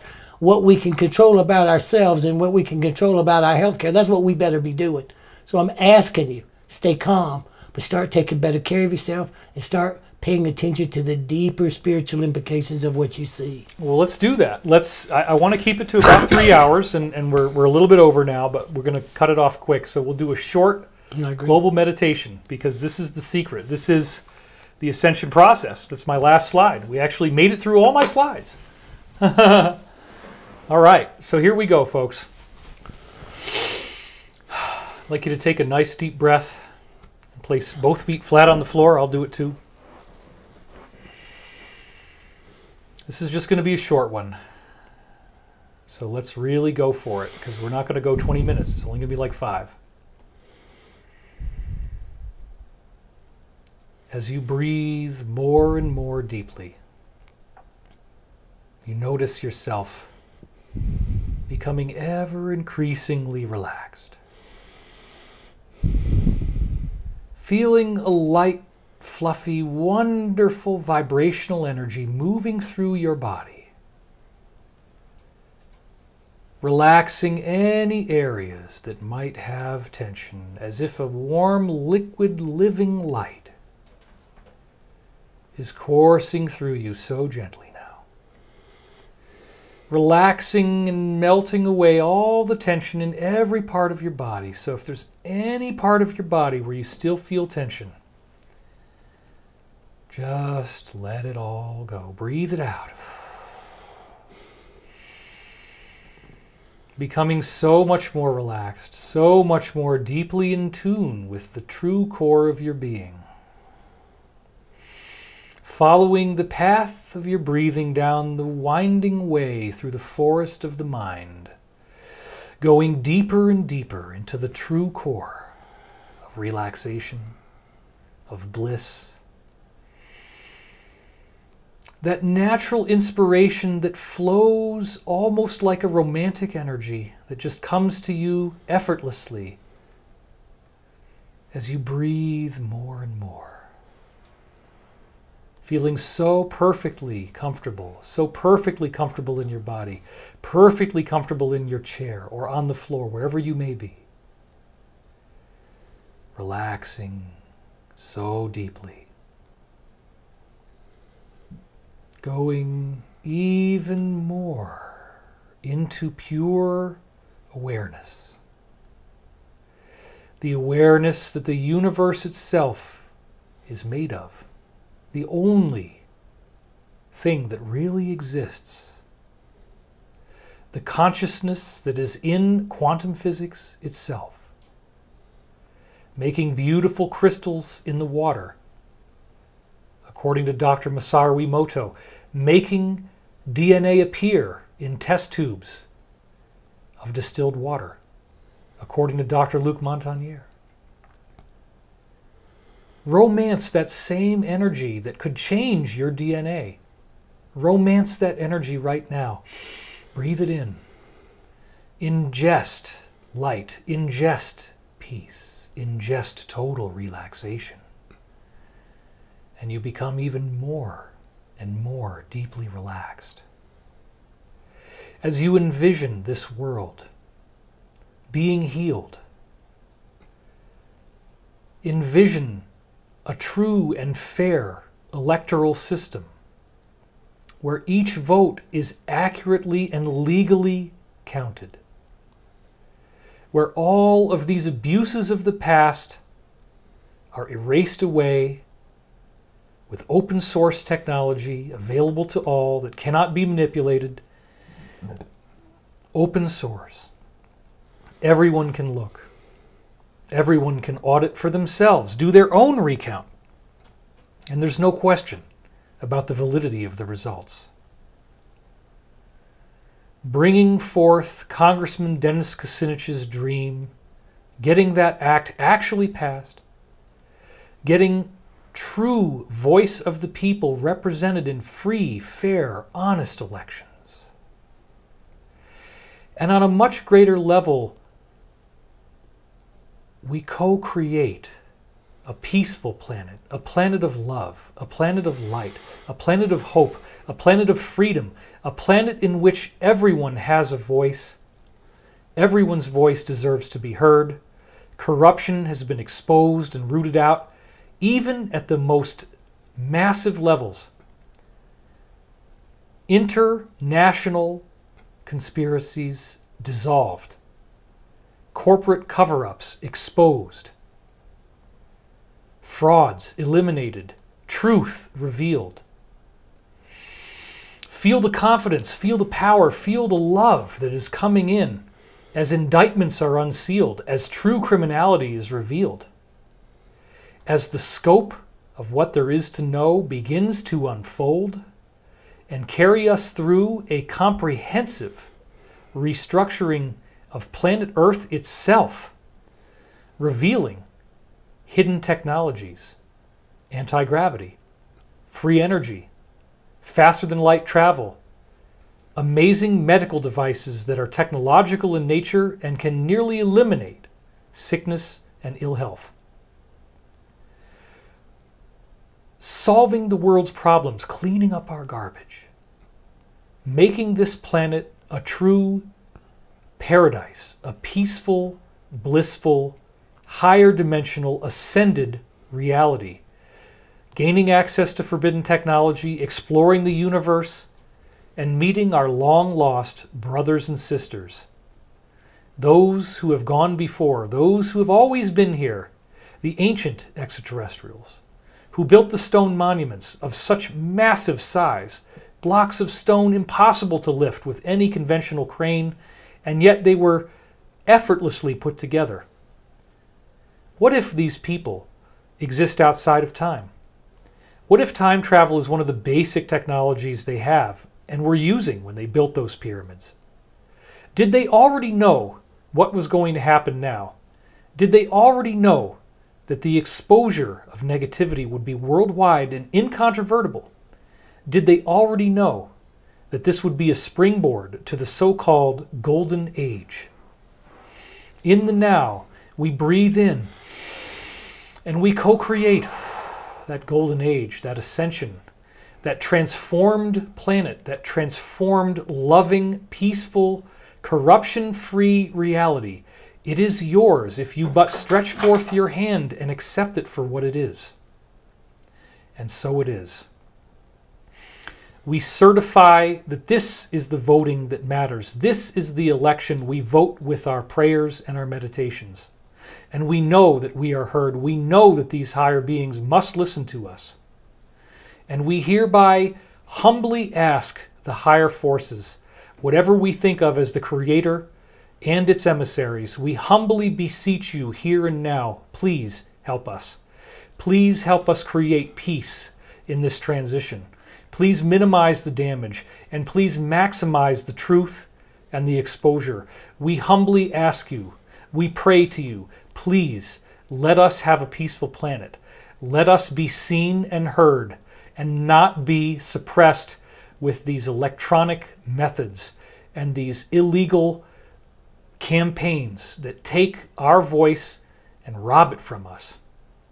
We certify and ensure a future that is free of sickness and disease, a future that is free of legerdemain, conspiracies, lying, cheating, stealing, a future in which we have enough money, enough prosperity, in which everyone has enough that they need, and we all live like a millionaire.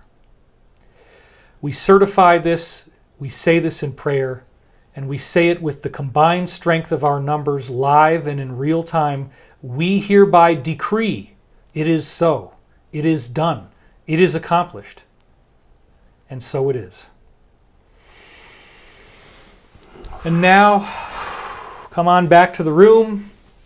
I guess that was longer than 5 minutes. I apologize, but It's still good. had to hit it out of the park. David Wilcock, Dannion Brinkley, 2 meat suits here. No secret handshakes going on there. That is totally legit, folks. We will see you next time, dropping bombs of knowledge to bring you the truth that nobody else dares talk about. Stay steady, everybody. Stay steady.